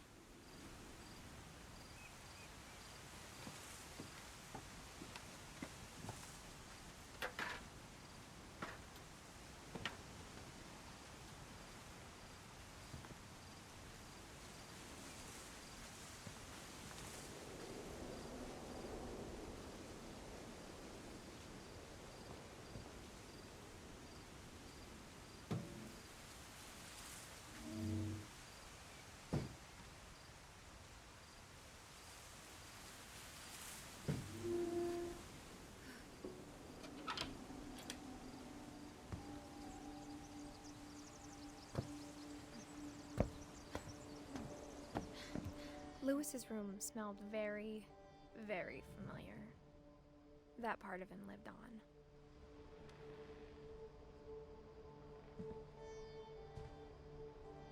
Louis and I spent a lot of time playing games together, but he was surprisingly bad at them. He died a lot.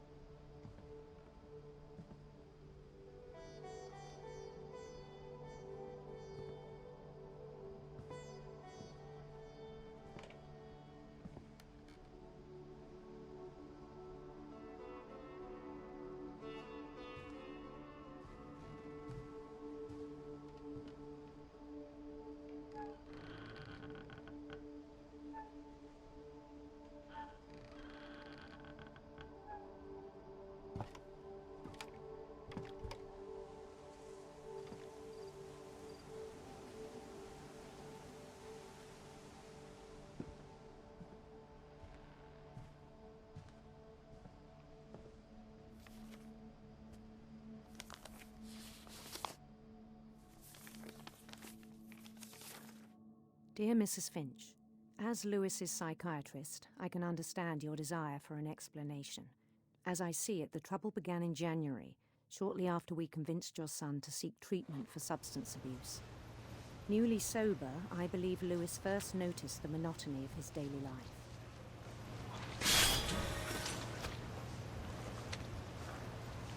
He kept working at the cannery, but he withdrew part of himself. In our sessions, I saw the same behavior. His mind began to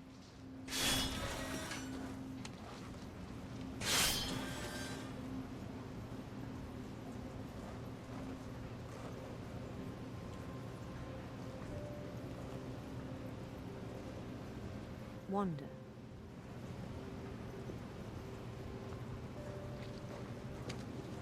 I asked him to describe it.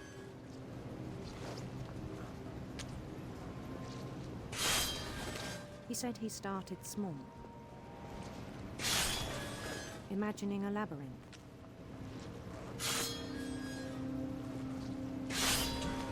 He'd feel his way about.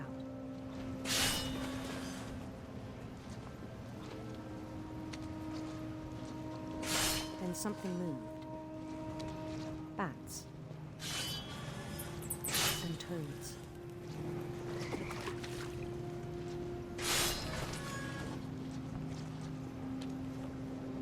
And things that have not names.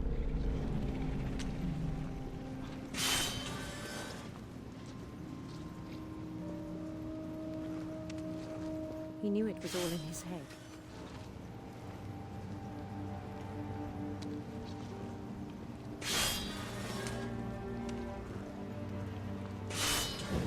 He took it very seriously. I had hoped he'd find himself.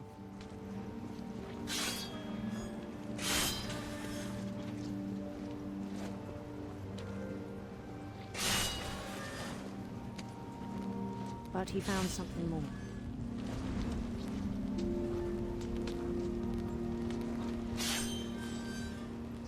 I worried about him then.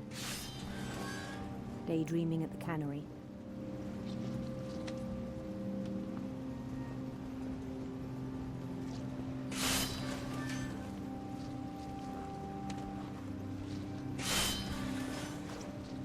I spoke with his boss. But he said Lewis had become a model employee. Methodical, tireless, focused. Like a whole new Lewis.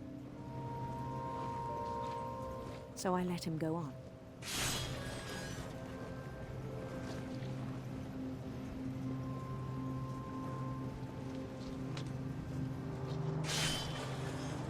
I even encouraged him.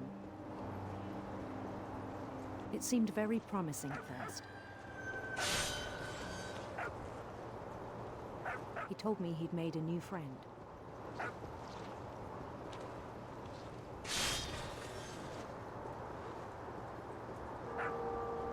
On the edge of a city he named Lewis Topia.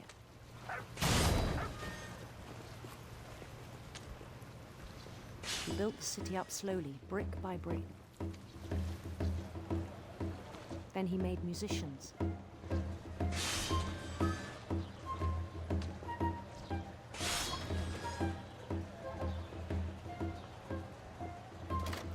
And songs for them to play.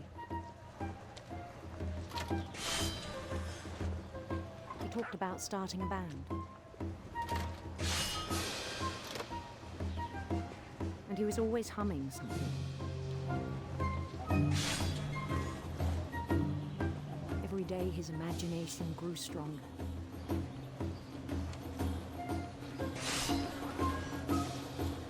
He no longer spoke at the cannery.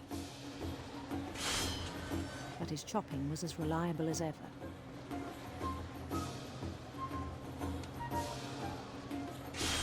Then one day it struck him that all the cheering crowds, even the stones under his feet,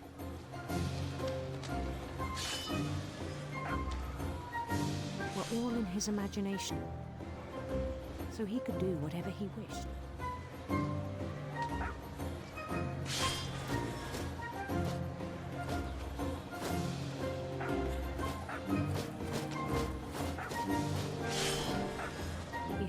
election for mayor. And he won. They begged him to stay, but his mind was already wandering. It became a game for him.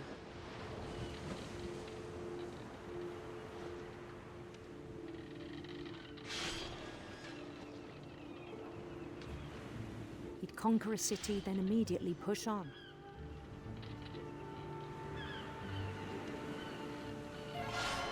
New Louisville.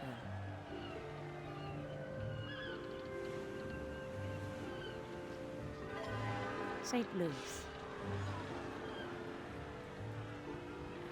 He started drifting away from our reality.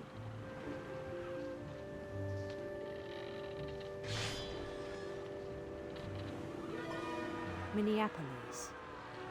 Until one day he forgot to go home from the cannery. Even as his mother pleaded with him, part of Louis kept sailing on.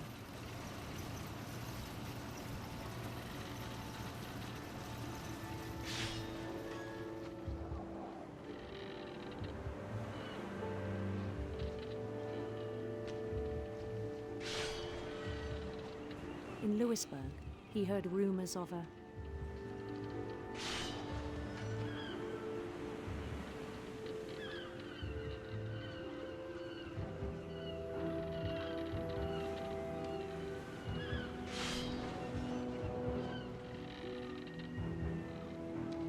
beautiful prince.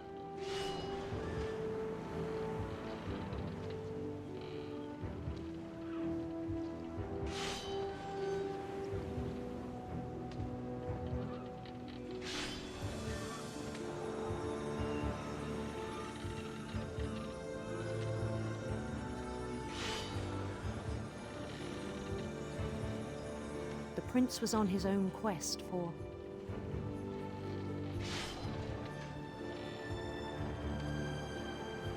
sinister serpents.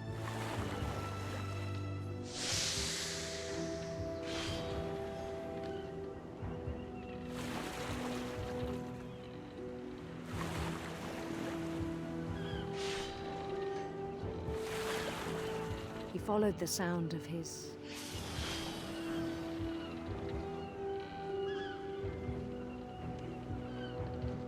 electric sitar.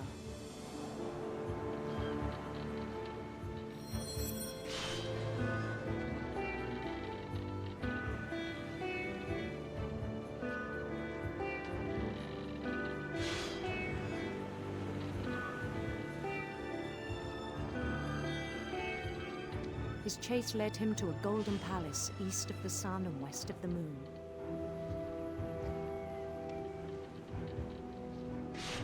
Even then, his logic remained sound.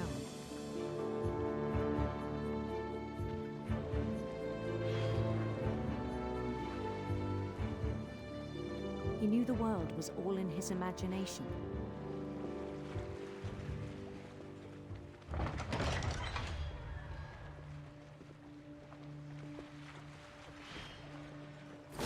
But he was so proud of having created it. In his own eyes, he'd become something greater than a king.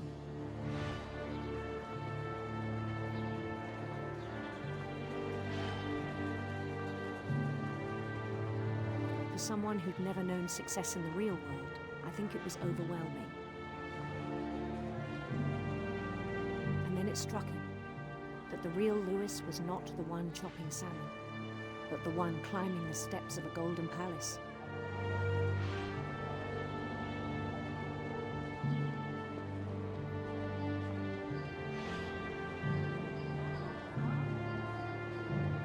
My imagination is as real as my body, he told me. It was hard to argue with him.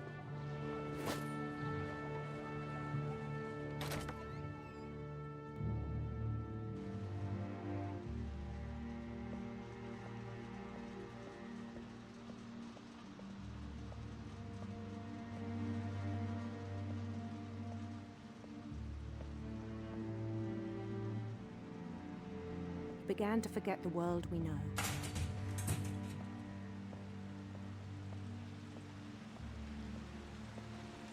I think it pained him to remember Lewis, the cannery worker.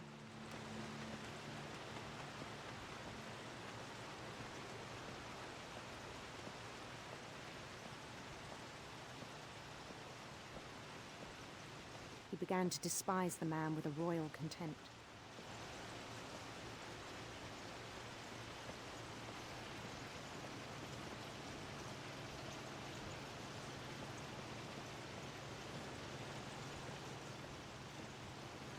I still thought I could save him. Even after he said he was being crowned king over all the lands of wonder. The palace would be packed with his companions.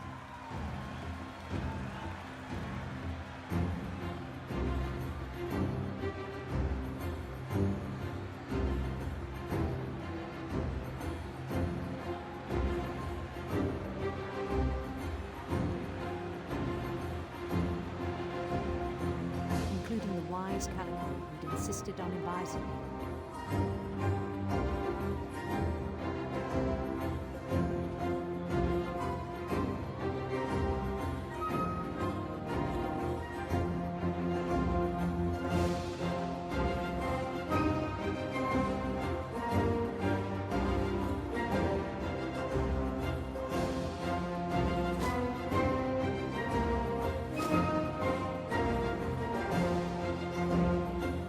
Prince waited, holding his crown.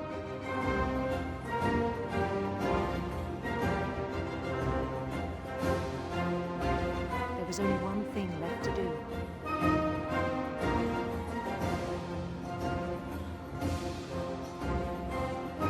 Bend down his head.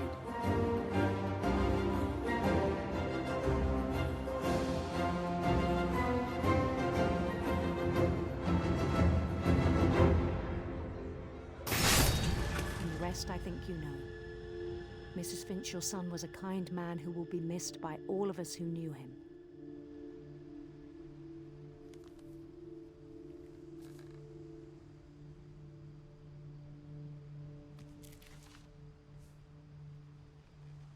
My brother was really cool.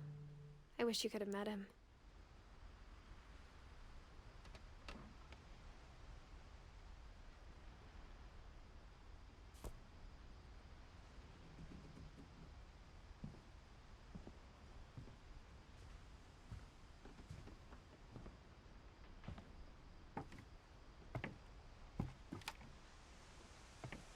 On the way back from Lewis's funeral, my mom told me to start packing. She waited until the day before we left to tell Edie.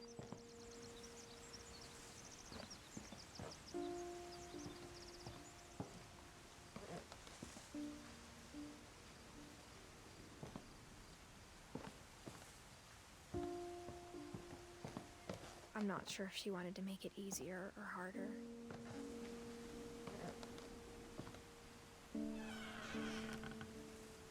I wish we'd stayed.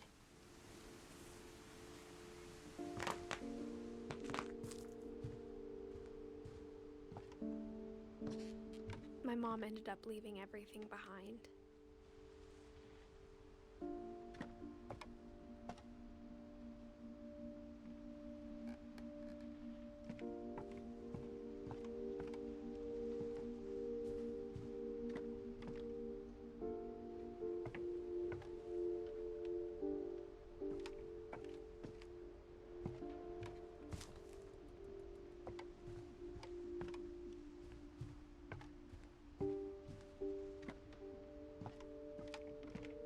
What happened that night had been coming for a long time.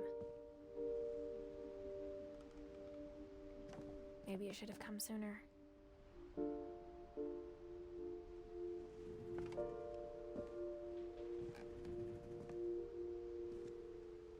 But it had to end one way or another. All that's left now is to tell you about that last night.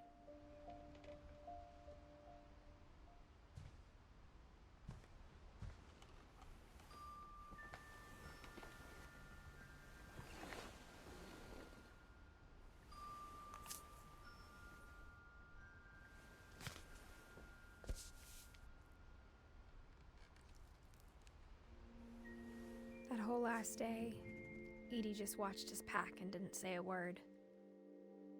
Until supper, when she raised her glass and said, "To our final night together, and all our final nights apart." Grandma, you know what I said about alcohol. Some of your medications are very Edith, specific. I left a present for you in the hallway. Why don't you go open it? The grown-ups have to argue now. I'm sorry, you're right. We're all leaving tomorrow. Let's just enjoy our last... I'm not leaving. Edith, you're excused.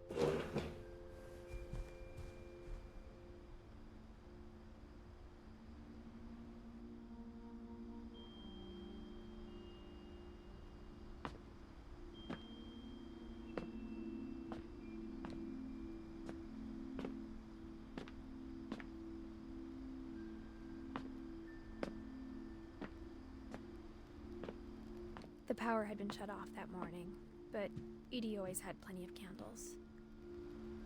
When my mom said the library, I don't think she knew about the other entrance.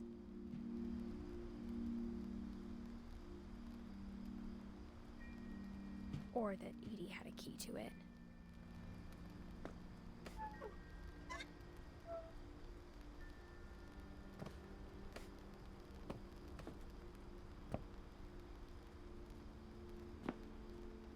The thing you're afraid of isn't going to end when you leave the house.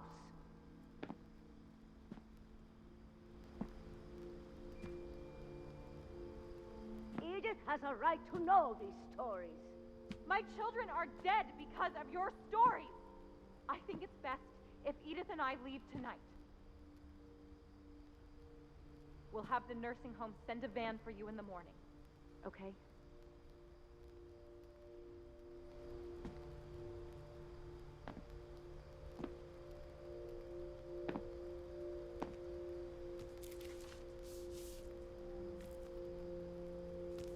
Dear Edith, there's so many stories I wish I could tell you, but there's only time for one. This is about what happened on the night you were born. That night, the tide went way, way out.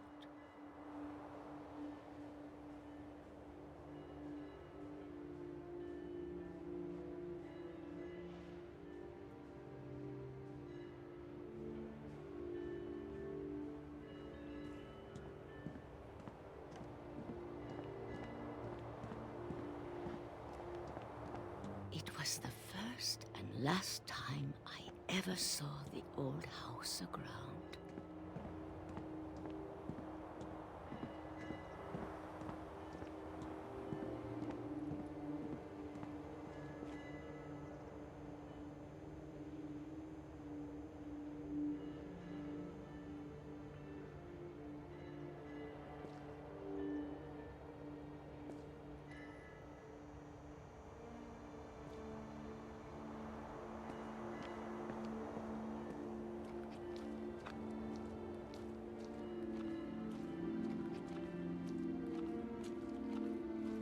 There'd been an earthquake out in the middle of the ocean. They called it the lowest tide in 1,000 years. God, it smelled awful. You know, I've seen that house every day of my life.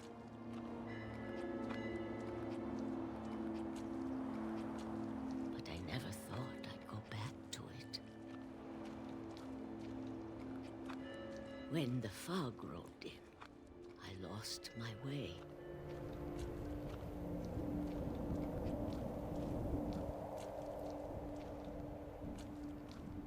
I got turned around.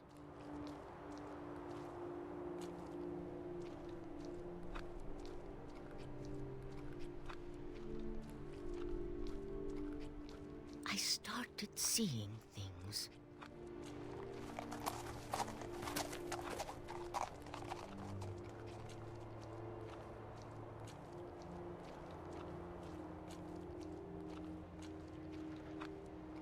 Things I'd forgotten had ever existed.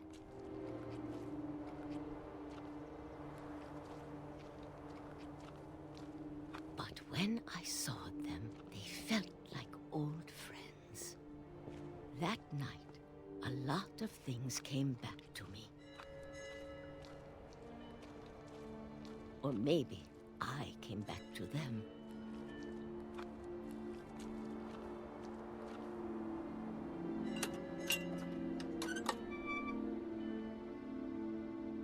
Things I can't explain, but that I need you to try and... Edith, what are you doing in here?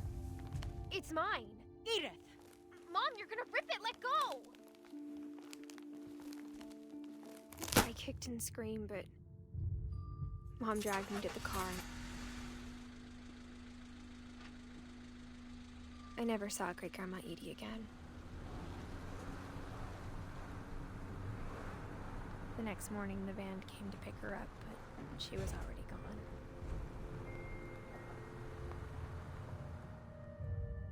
After that, we moved around a lot.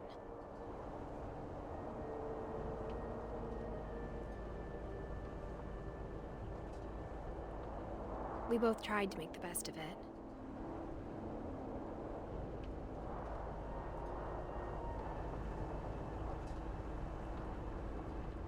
A few years went by.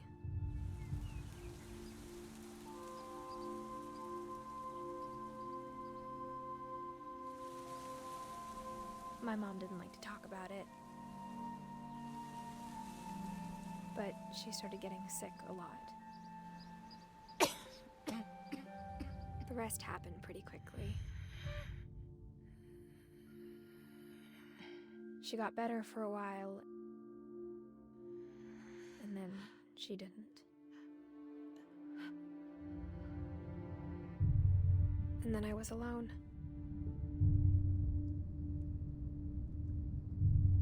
The last Finch left alive.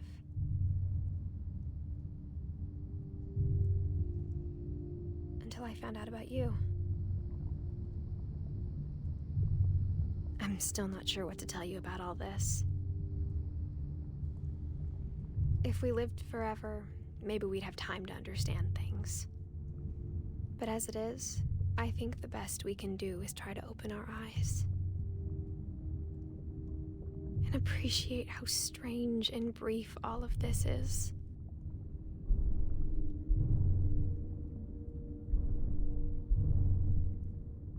This journal was supposed to be for you.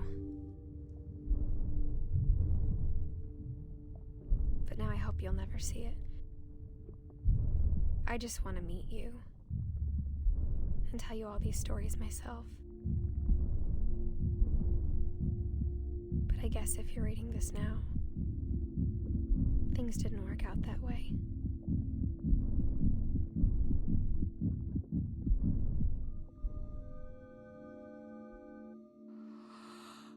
This is where your story begins. I'm sorry I won't be there to see it. It's a lot to ask, but I don't want you to be sad that I'm gone. I want you to be amazed that any of us ever had a chance to be here at all. Good luck.